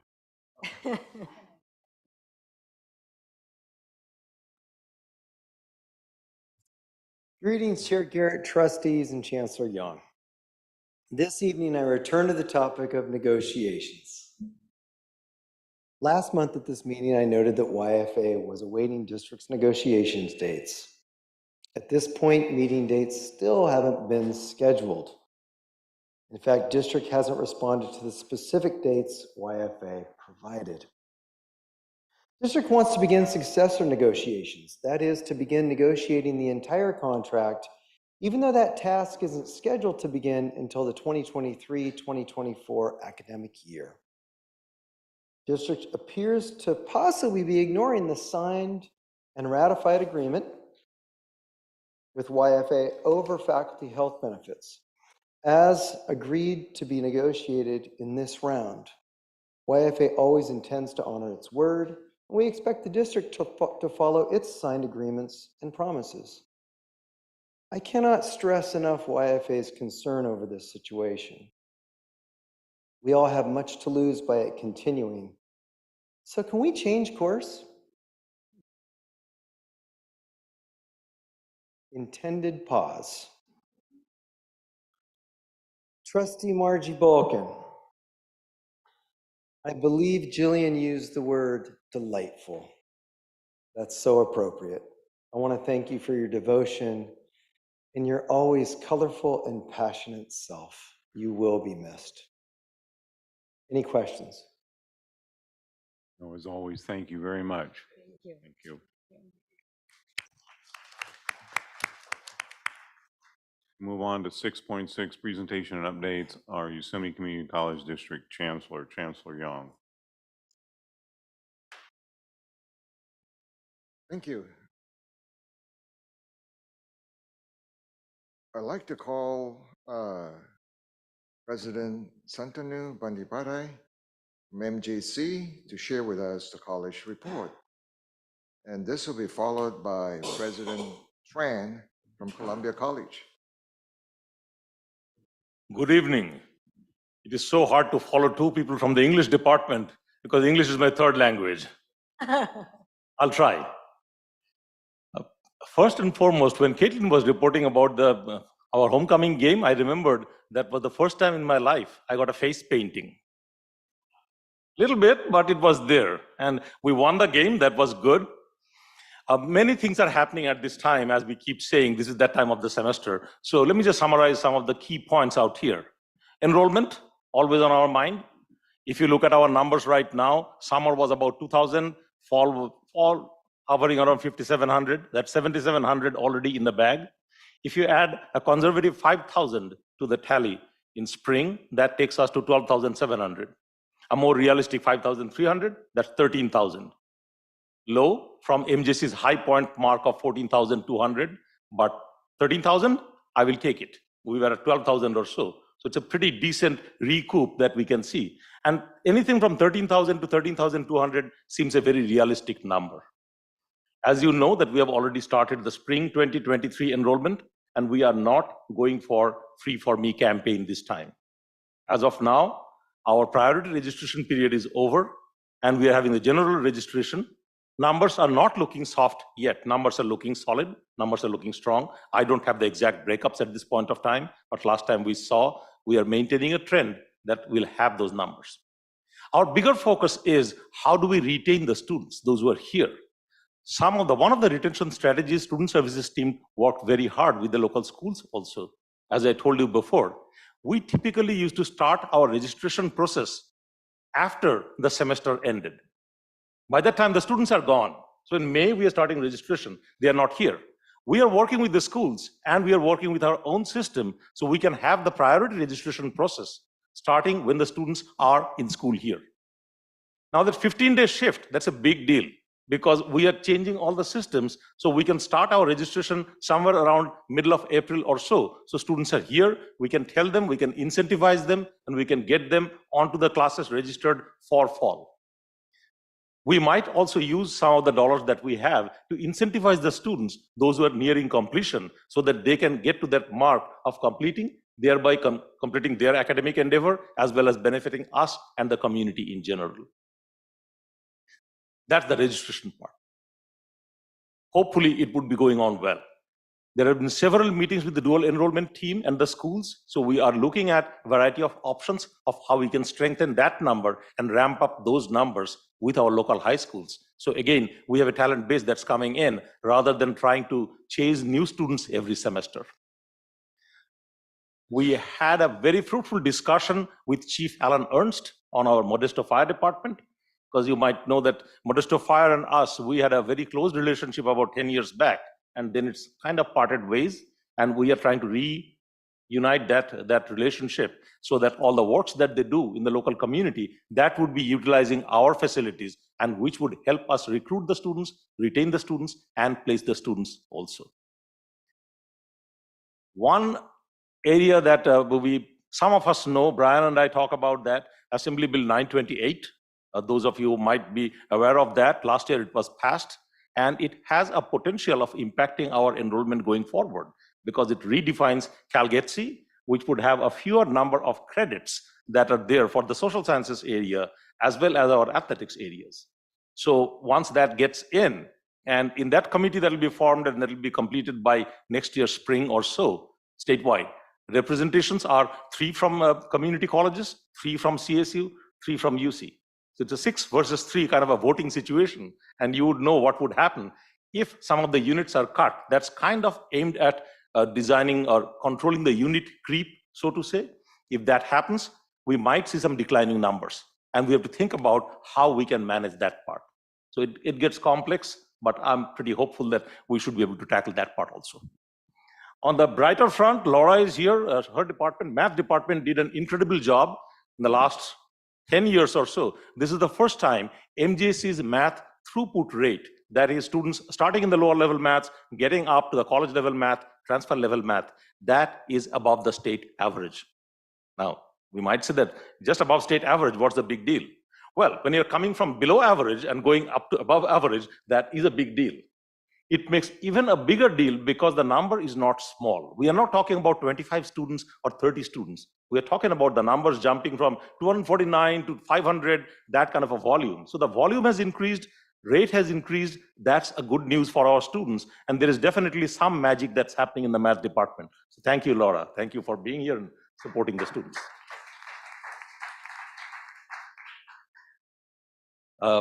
Another one that I cannot just not talk about, Our Dean of Agriculture, Don, was very ashamed at Porterville on 22nd of this month, because if I have a list of prizes that he won for his department, we'll be here till 10 o'clock. Every category that we entered, it's like, who is winning this competition? MJC. For all the pork, swine, cattle, and all the animals, everything that we had, we won pretty much all the prizes. It was a clean sweep. I mean, Don comes and tells me, Shantanu, it's kind of, I almost feel like let others get a chance. Let them win a little bit here and there, but we sweep the prizes out there. And that was a big deal. That was great. And finally, Margie, I have been working with you even before you became a trustee. You were there in Columbia. We have hosted the events. I will miss it. I'll leave it at that. Thank you so much. Thank you. Columbia College President. Good afternoon. That's one of my. Good evening, Chair, Chancellor, Board Trustees, community members, and colleagues. A lot of things are happening at Columbia College. One of the programs that I would like to highlight tonight, and if Kimberly could send it out to our Board Trustees. As an educator, I think it's always in our heart to believe that everybody has a second chance, no matter what, when, and how. And it was such a great honor to see how our program to serve the incarcerated at the Sarah Conservation that is growing, that is magnitude. And it just warms my heart when they're like, we want to be part of the community. We want you to tell us what's going on. And our team, I have to do a shout out to our external affairs team, did a newsletter. So in that newsletter, highlighting what's going on at Columbia College. And in addition to that, it gave us the opportunity to really also promote our dual enrollment, promote our programs so they can share with their families. And believe it or not, we're also bringing the laptops right into the incarcerated and working with their team.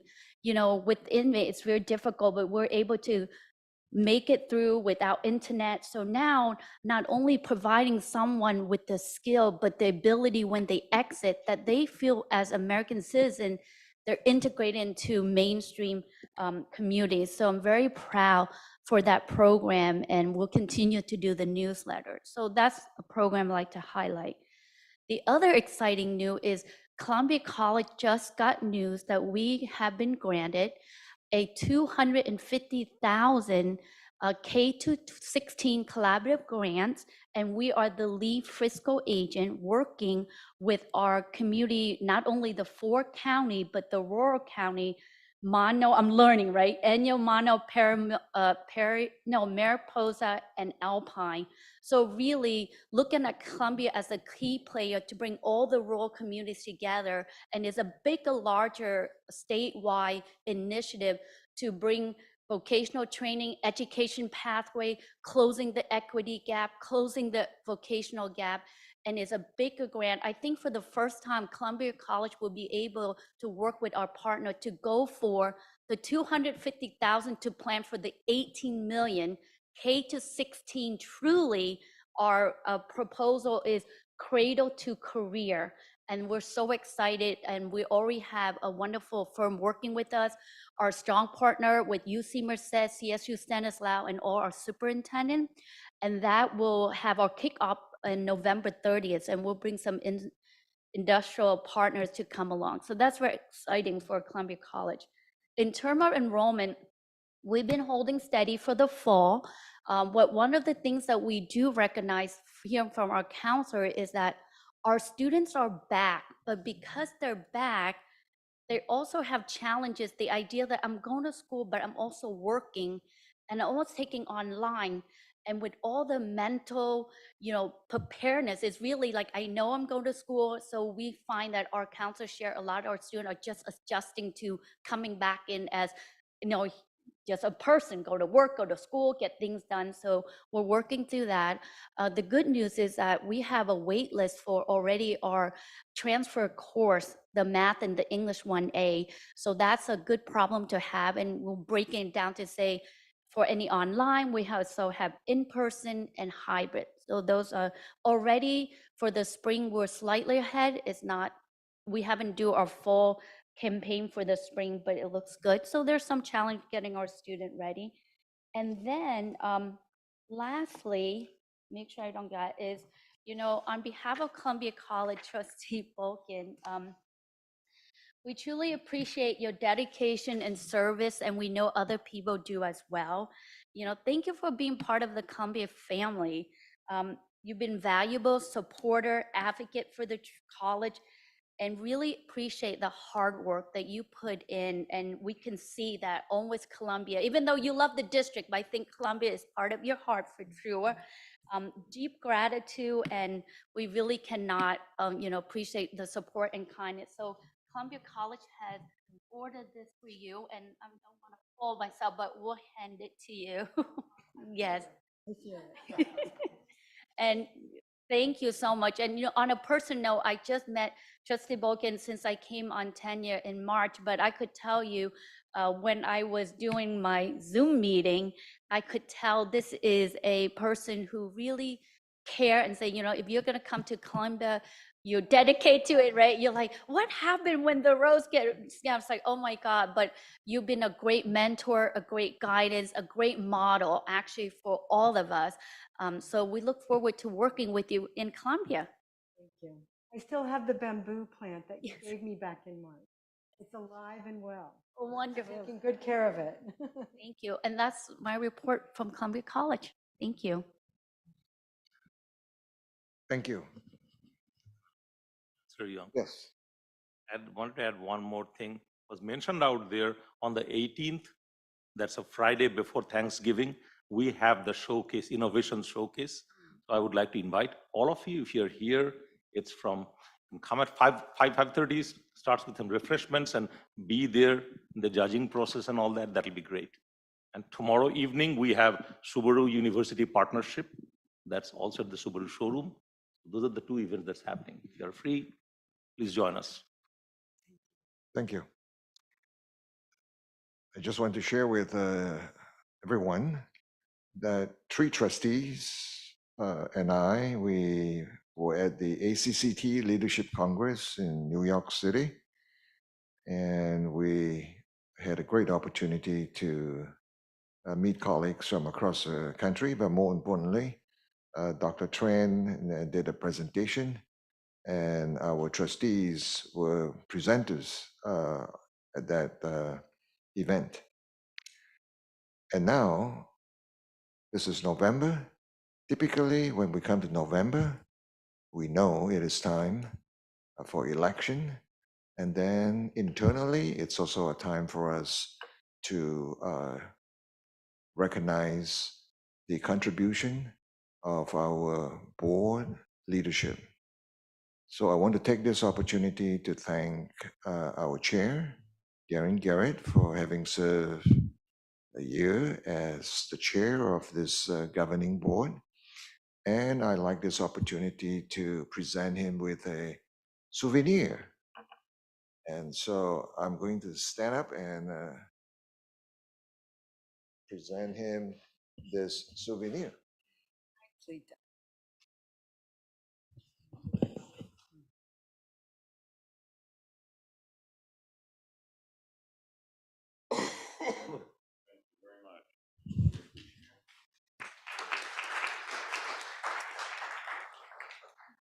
Briefly, because I'll give the bulk of my time to Margie Bolkin.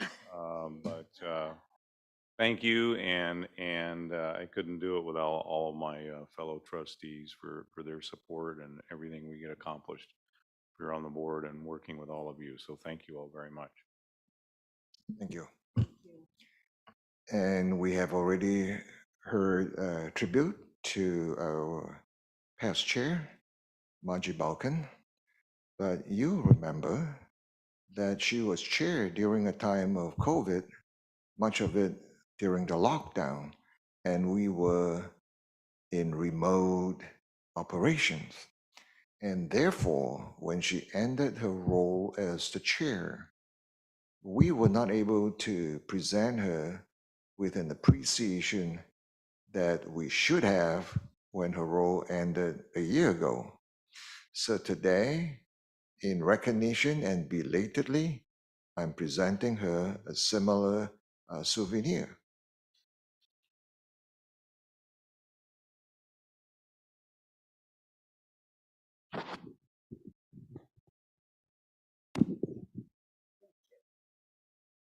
Learned it all from Darren.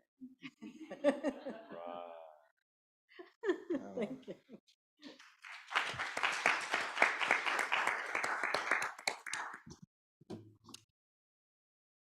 Also, all of us know that this is the last meeting for Trustee Margie Balkan as the trustee serving Area 1.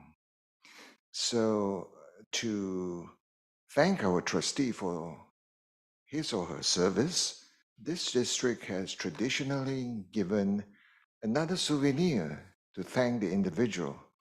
In the past couple of years, we had presented the trustee for her service with an aluminum gavel. However, we thought it would be more fitting to present her this special gift box.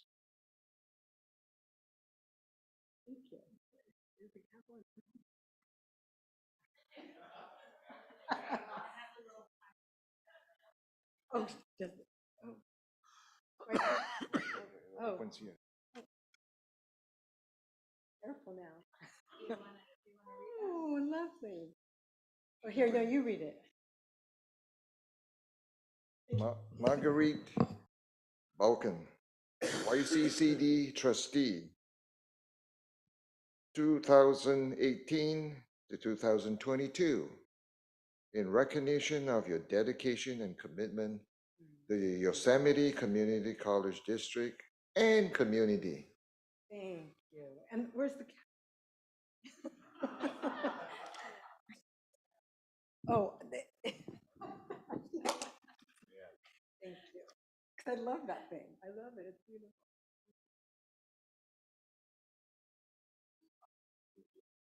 Thank you very much. I'll reserve comments later. That concludes my report. Thank you. Okay, well, we move on now to 6.7 COVID-19 health update. Is that just an information item? All Yes, right. yes, information. Moving right along. Consent agenda. Those items are listed as 7.2 through 7.16. I move to approve Okay, is, 7.2 through 7.16. okay.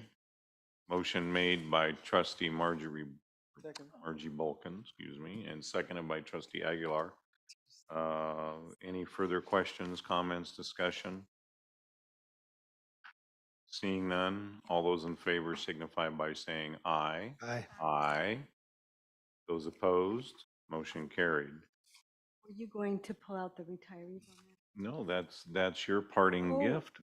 That's Well, that before, just at the conclusion of that, that's right. and I would like to recognize the retirees on the consent agenda.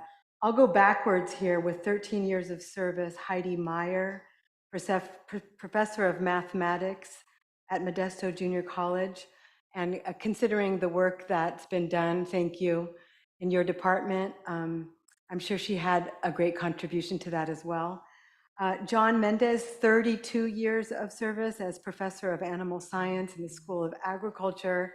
I'm sure a mainstay as well in that department for the length of service that he's given to this institution. And finally, Judy Lancaster, 29 years of service. And I told her in the room next door what had been said already. It's impossible to imagine this place without her. I always think that everybody's not replaceable. We often say, oh, we can find a replacement. No, we can't find a replacement for you. We'll find someone to do the work, but we cannot replace you. So thank you so much on behalf of the whole board, what you've done to guide us through the tremendous, I heard 130 projects are at hand even just right now, and that's like nothing.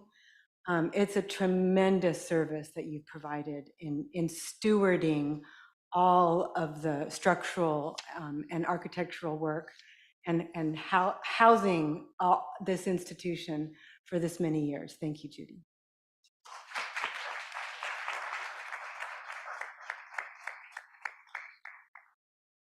You don't get off the hook that easy. Judy, you will be deeply missed. I know from all of us, the YCCD community, but you will be deeply, deeply missed. You know, having spent a number of years in my prior career in government, rarely do you find someone that goes to your level of detail, your level of commitment, and your understanding of taking care of the district, taking care of the employees that are involved in your department, and most importantly, taking care of the taxpayers. You know, I don't live too far from here, and when I saw you on the agenda, when I went for a walk this weekend with my wife on the West Campus, I started looking at all the projects that you've had your hand on, you and your team, and how you're able to foster those relationships with contractors and get them to come back and do it right and fix it and save the district hundreds, if not millions of, hundreds of thousands, not millions of dollars for the district. You know, the pool project, your timing and execution was just amazing. So you are going to be deeply missed by all of us in the district community, but I know the community at large will miss you, and you will constantly be that star up there that will shine brightly as an example of what can be done in the facilities department. So thank you very much, Judy.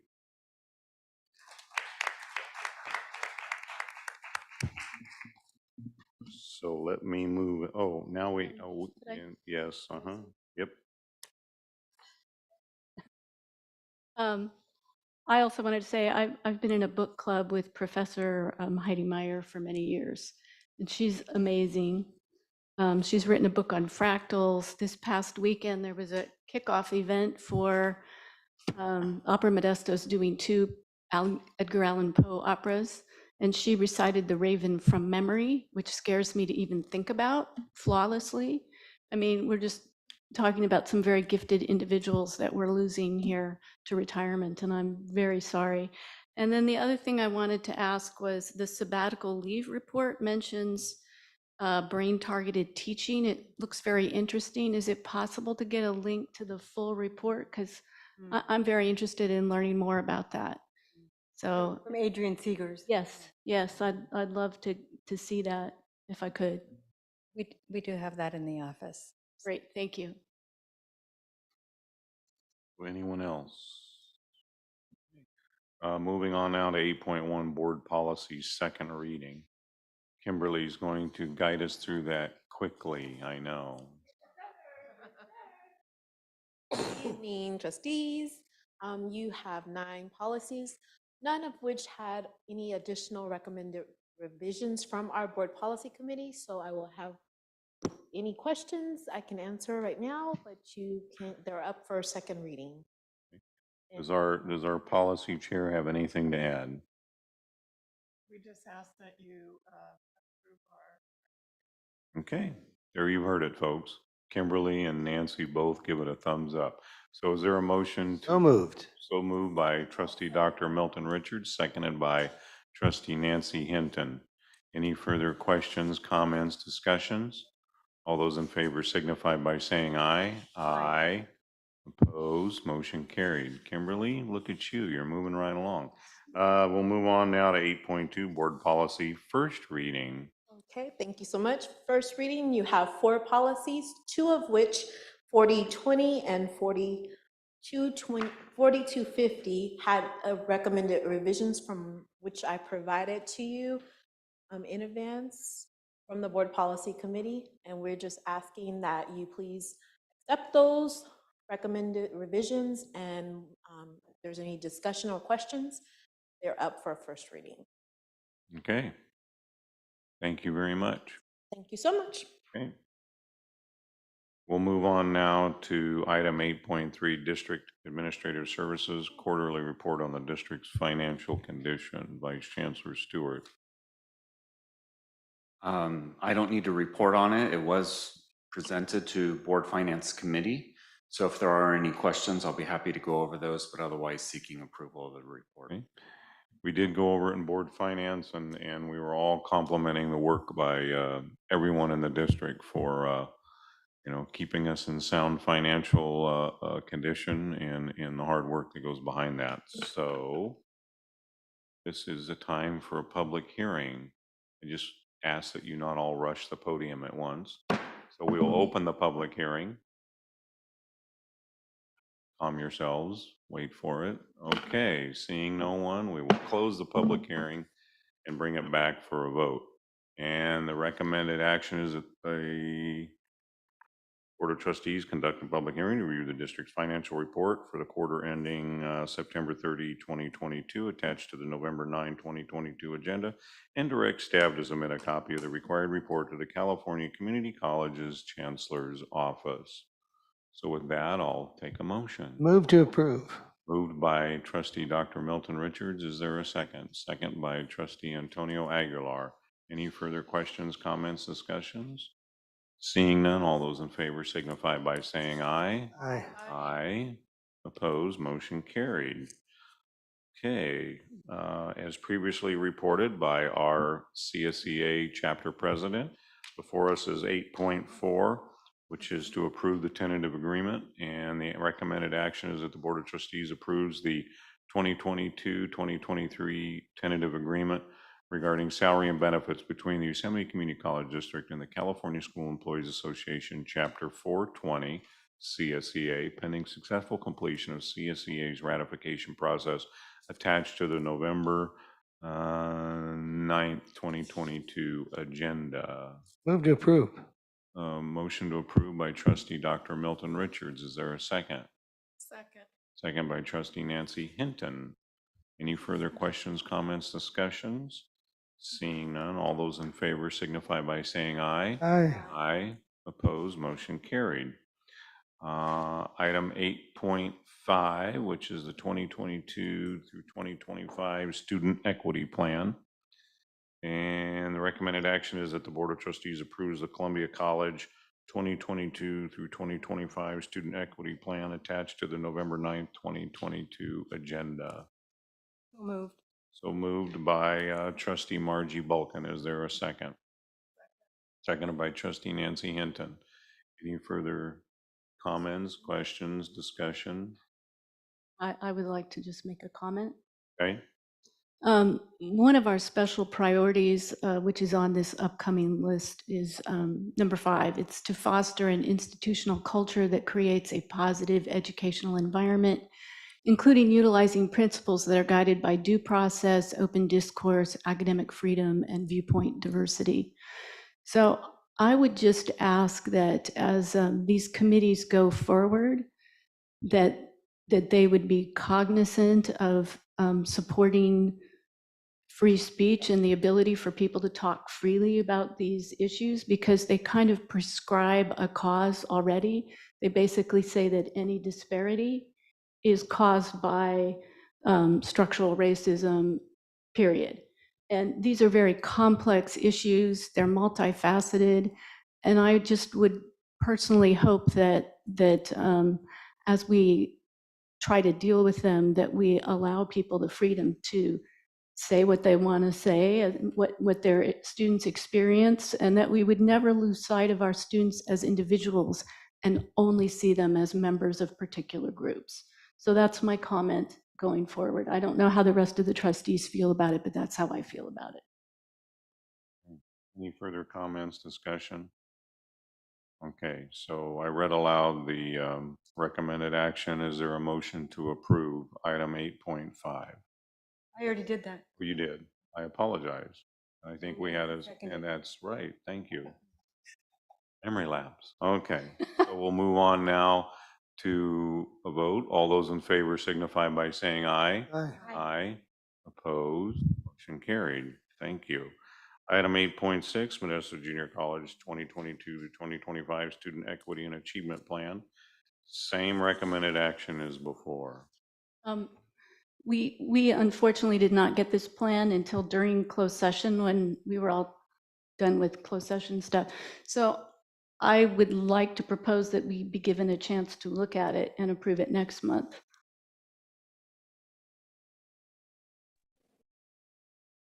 And there was some curiosity about a timeline of turning it in. And Mhm. Trevor, you had a suggestion. Trevor Stewart. Yeah, you have to specify which Trevor. I'd probably have to reach out to someone from the student services area. There are times when we turn something in late to the chancellor's office that it won't have an impact on our funding. We do know that the due date is November 30th. So if we were to delay the vote on this, would we actually receive an impact to our funding? Chair Garrett, there's a raised hand by Jose Roca. Yes, go ahead. Yes, I'm sorry. My name is Jose Rocha. I'm the Dean of Special Programs, and I submitted the plan itself. One of the things that we actually, one of the challenges was that I didn't know that it had to go through the board, so we had to readjust our timing for everything. And so this is one of the reasons that it came in late. But there's also an error. The updated plan was submitted recently, and it wasn't submitted today. And so I apologize for any challenges. And by having a delay, actually could create an impact in our funding because it is due at the end of the month. And by waiting for an extra month, it could create a bigger challenge for the college, our students, and the community itself. And we want to make sure that, if possible, just move forward with it. And so my apologies for any late submissions. Well, I don't like having a gun put to my head, but it seems like I'm going to have to make a motion to do this because we don't want to lose the funding. And if we have to come back and alter it, we will. But I move that we go ahead and do this. And I hope we don't have this kind of timing problem in the future. We have a motion to adopt item 8.6 by trustee Dr. Milton Richards. Is there a second? Seconded by trustee Nancy Hinton. Any further discussion, comments? If I may, the college did submit it to me at the end of Monday. Yesterday was just a crazy day, and so. It's still not enough time. No, I just wanted to share that it wasn't today that we received it. I'm just making the point that we haven't had a chance to look at it. No, and it's a good point. I mean, I need to look at it and read it. Yeah. We have to approve it. Well, yeah. I just wanted to give some background, that's all. Thank you. So all those in favor signify by saying aye. Aye. Aye. Opposed, motion carried. Okay, item 8.7, academic calendars for 2023 through 2024 and 2024 through 2025. The recommended action is that the Board of Trustees adopts 2 academic calendars for Columbia College and Modesto Junior College and tentatively adopts the 2024-25 academic calendars attached to tonight's agenda. We have to wait for a motion to have a discussion. No. Yes. Oh, you do? Yeah. Oh, okay. You make a motion. Wow. I made it through to my last meeting. All right. So is there a motion to approve?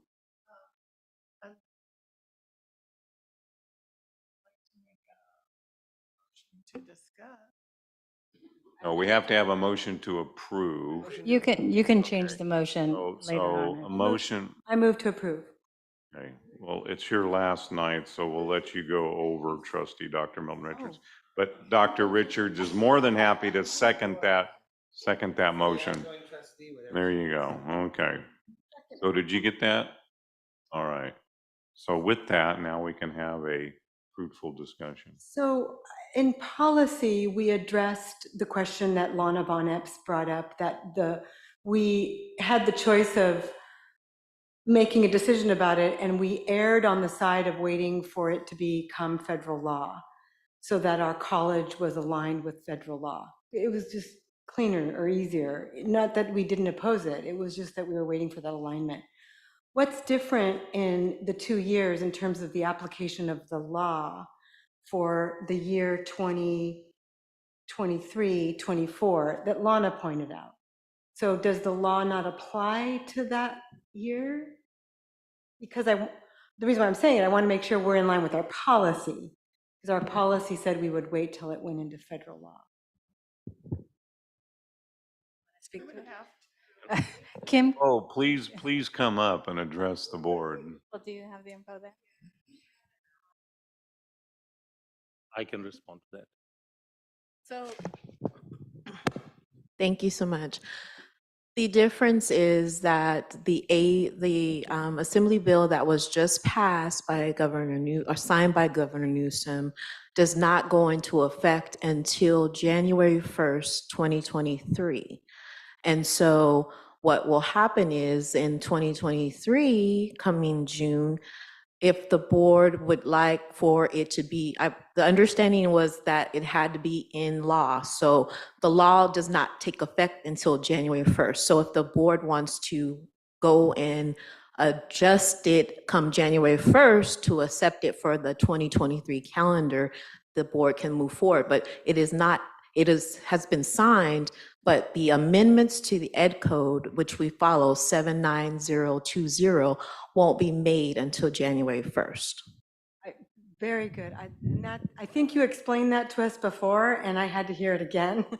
So that makes sense. And so it sounds like if we approve it as presented, the board can amend the calendar to align with Ed Code and the adopted law. Yes, and I think that was the determination from Chancellor Young, was to wait for the amendment because the board had directed that it need to be in law. Okay, right.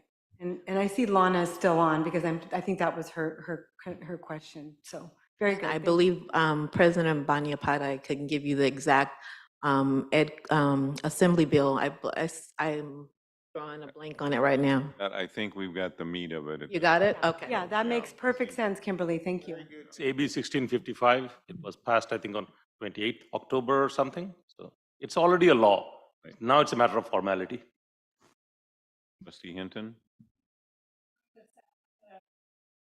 If we can make sure that it's on the PNP for January to go over the policy, so. You're wanting policy 40, I believe it's 4010 and 7342 as holidays, the academic calendar one and the holidays policy to be brought back at that time? Yes. Okay, thank you. We've had a motion. We've had good discussion. Any further discussion? We have a raised hand. Okay. Yes. Aisha Soleil. Hi, I just have a quick question about this. From a faculty perspective, I know I've already been asked to supply my summer schedule. And so I'm just wondering if waiting to adjust the calendar until after January will impact those course offerings over summer for our students, since we already are creating that calendar now.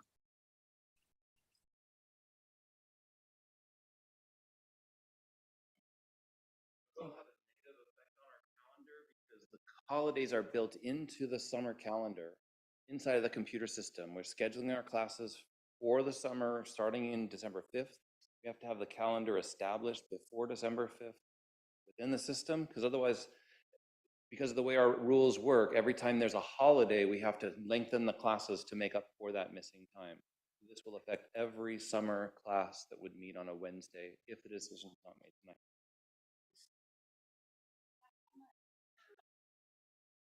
However long the class is, I have to take that amount of time and spread it out over all the other remaining class sessions. This is summer, so we have short classes, short class durations, so it would be impacting. So we have an agendized item that deals with academic calendars. So given what we've just learned, what do you want us to do? The recommendation for instructional purposes would be to change to a little, whatever the shape is for a holiday on June 19th of 2023, which will be the law of the land as of that date. Anyway, whether we wait until January to follow that guidance or now only will affect our operations in a negative way. Could we put an asterisk on the calendar that, just to fall in line with the legal parameters that Ed Code would be aligned to this in January, I mean, approve it as is with an asterisk that this date is effective beginning in January. That way, the legal side of the policy aligns, yet we accommodate the point that Aisha is making.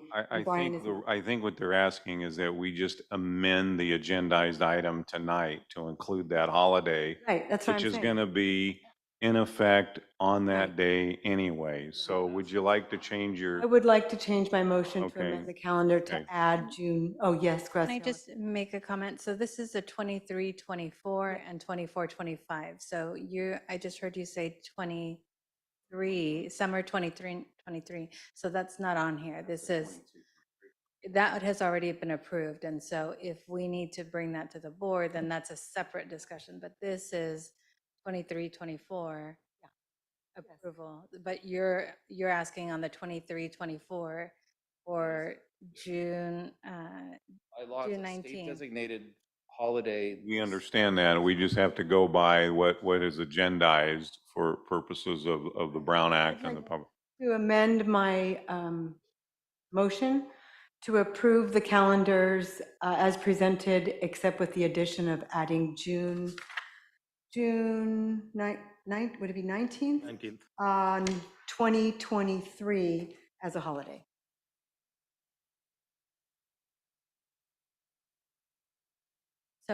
So it would be June 2024, because the 22, 23 calendar is what we are currently in. And so, I'm sorry, June 20, Yeah. yes, So June June 2024. 2024. Thank you. okay. It's June 2024, yes. June 19th, 20. Or June 19th of 2024 is what we will show as a holiday. June 19th, 2025 is already Xed out. Correct, correct. And thank you, But I Aisha. think that what Brian is saying is that 2023, it's going to be in law. And so he's asking us to bring that into this calendar year also. Correct. And so that would be a separate agenda item that we could agendize for December.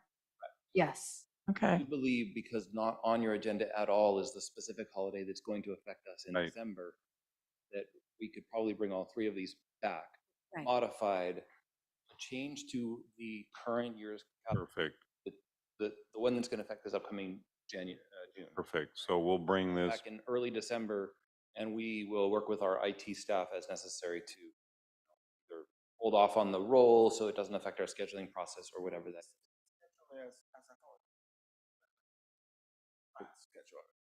If that's all right, we'll do that. Yeah, Proceed. with- let's not create another glitch. okay, so let's adopt what's before us tonight. And they will bring that back for they'll work out the mechanics on their end, and it'll be a formality adoption on the part of the board in the December meeting.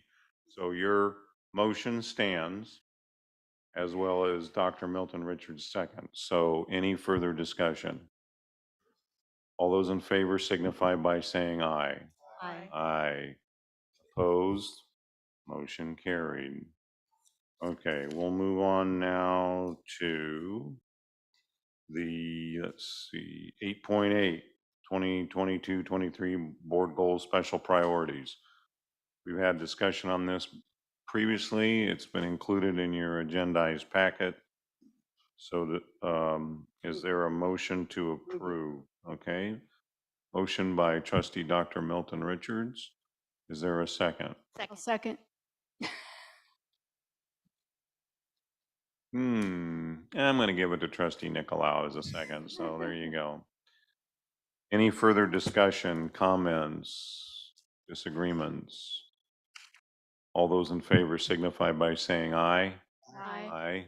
Opposed, motion carries. 8.9, it's a resolution 22-23.08, continuing Board of Trustees authority to hold virtual meetings pursuant to AB 361. So moved, Nancy. Okay, so, That one's tough. no, I'm gonna, With stereo. yeah, I'm gonna give that one to trustee Hinton as a motion and seconded by Dr. Milton Richards. So any further discussion? I'll just add that you know that the new law, AB 2449, has been signed by the governor. And, this will no longer be in effect going forward, starting January 1 of, I think it's later in January. I can't. it's the middle of the month, I think. So this will be basically starting February 1st of 2023. So with that, all those in favor signify by saying aye. Aye. Opposed? Can I do a roll call? Absolutely. Thank you. Trustee Aguilar? Aye. Trustee Beggs? Aye. Trustee Bulkin? I always don't know. But then you call in. I'm sorry. Trustee Bulkin? No. Trustee Hinton? Aye. Trustee Richards? Yes. Trustee Nicolau? Yes. And Chair Garrett? No.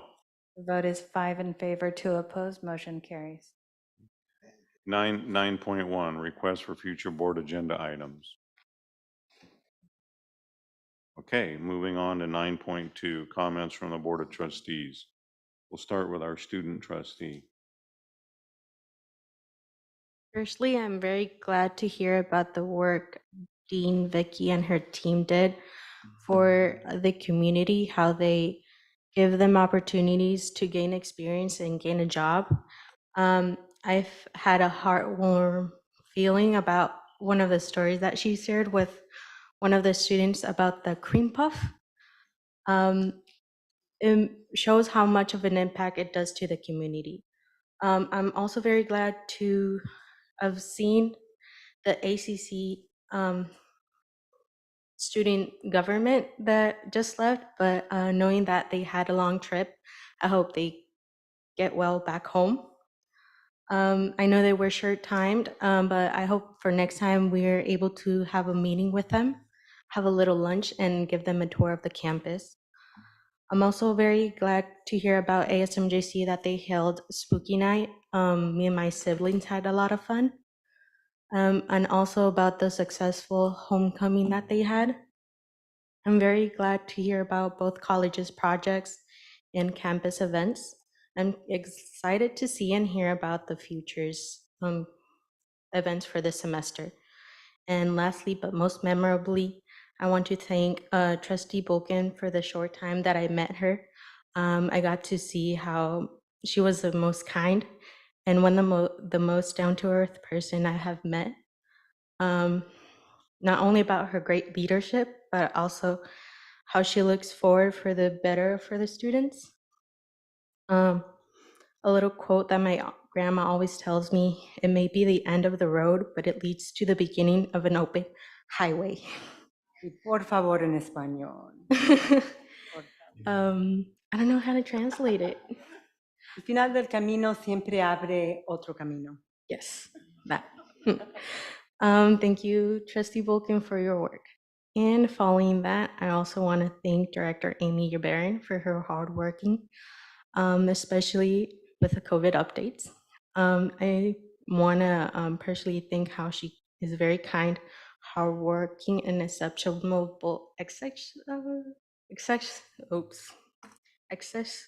do you say it? Yes, exceptional person she is. I will truly miss you and hope Destiny has greater projects for you on your way. Also, thank you, Director Yabarin. Thank you. That's my report. Thank you very much. Trustee Hinton. This last month, as it was mentioned, we had the opportunity to go to the conference in New York City. And as was mentioned, we presented partnerships in the college area and stuff with getting involved with like Microsoft, Google, LinkedIn, and we gave a presentation there that was very well received. It was 8 a.m., but we did have quite a few people there, and we had representatives from those 3 companies that came either to New York, well, they probably were in New York, And also we got a Zoom from Google sharing on how the partnerships work, especially with the rural colleges. So that was a great experience. Thank you, Dr. Tran. And I also went to um, the Association of Schools. They have a luncheon every quarter, and this was the first time that I was able to go this year, either because of COVID, it was on Zoom, or because I had COVID. But it was very interesting and to give insight on MJC and Columbia College for the districts that were represented. And I'll be around for 4 more years. Congratulations. So Trustee that ends. Aguilar. Oh, wait. Oh, sorry. And I also wanted to thank my cohort for, we're kind of the mountain group. And for 4 years of working with you has been awesome. And we're going to miss you. Although we look forward to working with Don Davies, who's out in the audience. And we'll just continue to strive to do what's best for MJC and Columbia. Trustee Aguilar.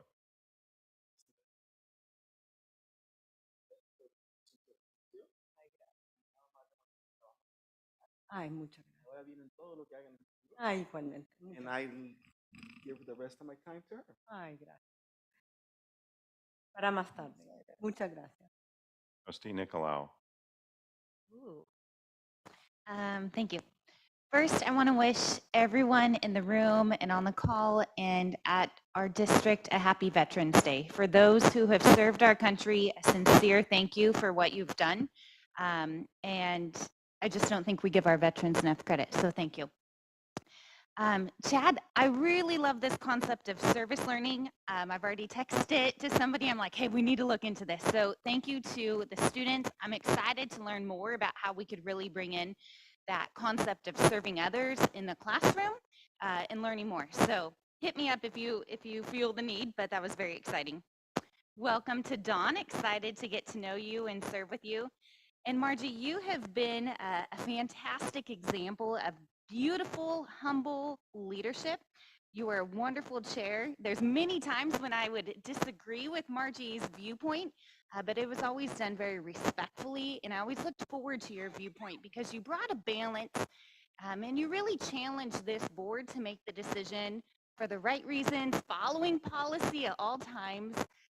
And so I just thank you for a very graceful example of what leadership should be. And I wish you the best. Dr. Richards. Don, welcome. Watched you in the last campaign for superintendent of county schools. So this is good. We're glad you're on here. Nancy, Jenny, congratulations on your reelection. Margie, I will miss arguing with you. It was really fun. But thank you so much for all your service, and it's been a pleasure serving with you. Trustee Beggs. Well, I've worked with Margie on the leadership team for 3 years, something like that. So we've had a lot of extra meetings together and we come at things from different angles, but it has been such a pleasure because we always come at issues with mutual respect and a lot of overlap, actually. And I'm going to really miss you. And I welcome Dawn, but I get to miss Margie at the same time. But I love working with you. Thank you. Thank you. I'm very excited about what Chad is doing with Solve CC, AKA Shark Tank meets Burning Man. Now, I haven't watched either of those shows, so now I have to I know, it's terrible. And I'm really excited about what Vicki Trask is doing with workforce development and community learning. Both of those things are fabulous. I was part of the Stanislaus 2030 group that was meeting, and I ran into Chad and Vicki at those events, and those are wonderful. And so This is what we need for our students and our community, and I'm just thrilled to see it in this room. Thank you. Welcome, Dawn. You and I served together out in the Waterford community in my prior roles, so welcome. You're going to do great things. I just know it. Margie, God, I'll miss you. As it was pointed out, Dr. Richards, she is the nicest trustee. No, I'm just kidding. No, we're going to miss you and the perspective you brought and your background in education. I don't think that the community up there could have asked for a better advocate with a kinder heart and a clear vision of higher ed for the community and the students up there. So I'm going to miss you deeply, but I wish you all the best in your future endeavors. I know you're going to stay busy, so thank you. Thank you very much. And I'm going to give you the final word. Thank you. Thank you, everyone. First of all, I wanted to congratulate Dawn Davis and acknowledge Tyler Jackson to have two people come out for an open seat with interest to serve our community. It's really so reassuring. And Dawn, you'll do a great job. And I look forward to watching your service over the next 4 years. So thank you. This is my 38th year in education, and no, I'm not done. I'm just done sitting right here for a moment. But, you know, in the 38 years that I've lived in education, I always come back to a question that is a very normal, easy to ask question in an interview for a future teacher. And so I'm about to give you the answer to that question, because that question always seems to be, to me, the question that people just want to get out of the way. But I'm always listening really intently to the answer of that question. And every interview has it. I'll bet the interviews here, Chad, when they interviewed you, I bet you got this question, something similar. And it has only one right answer. I know you're so curious now. The question is, in K-12, why did you want to become a teacher? And there's only one answer. And not many people answer it correctly. And if they don't, the rest of the interview does not go genuinely. The answer to the question is, because I love kids. Punto y aparte. That's it. That's the answer. And I think the same thing exists for any place where learning takes place, is that there is love at the center and core of all of it. So when I think about the certificated staff and the classified staff, you do it out of love for the students that you're serving, whether you're opening a door to success or whether you're enlightening them to a future pathway. The next level of service would be the administrative leadership, who are present in this room and on our screen and elsewhere throughout our colleges, who out of love for the students protect the accountability of programs. And they only do it out of love. Now, an example of the teacher would be Chad, for example, tonight, who out of love showed us that incredible presentation.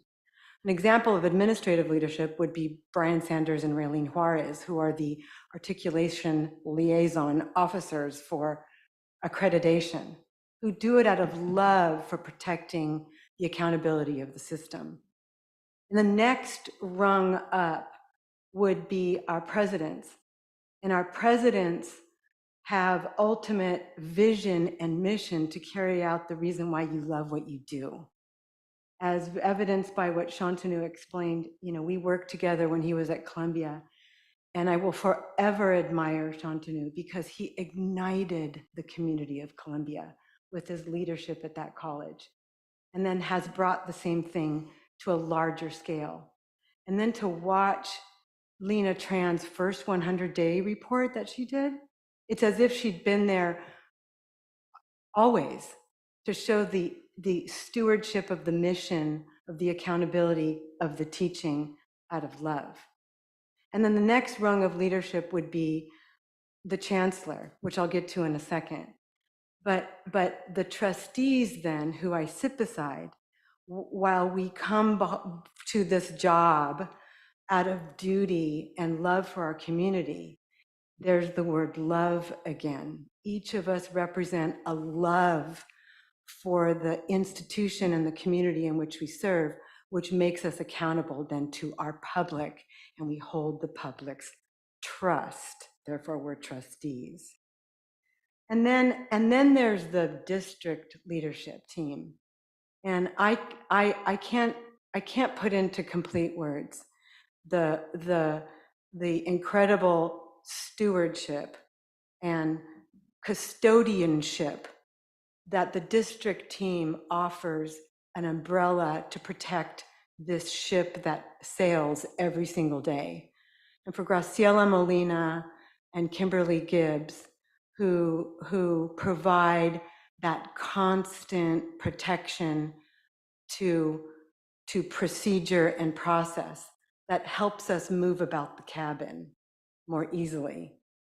But without the leadership and vision of a chancellor, who in this case provides such equitable decision-making, never extreme, this man, never extreme in either direction, constantly seeking the center, which is a place of love and unity, constantly with consummate professionalism, consummate dignity, and consummate reverence for this machine called education.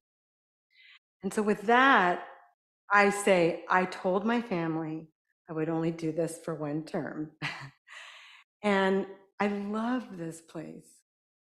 See, I love this place. Of course, I don't want to leave, but I said I'd do one term. But my job isn't over. I have many more things that I will do in life. First being serving on the Columbia College Foundation, to continue to be, like you, a steward of the most amazing, miraculous social good that we have in our country, and that's public education. With that, I give the key to the city. I'm done. There it is. Oh, wait.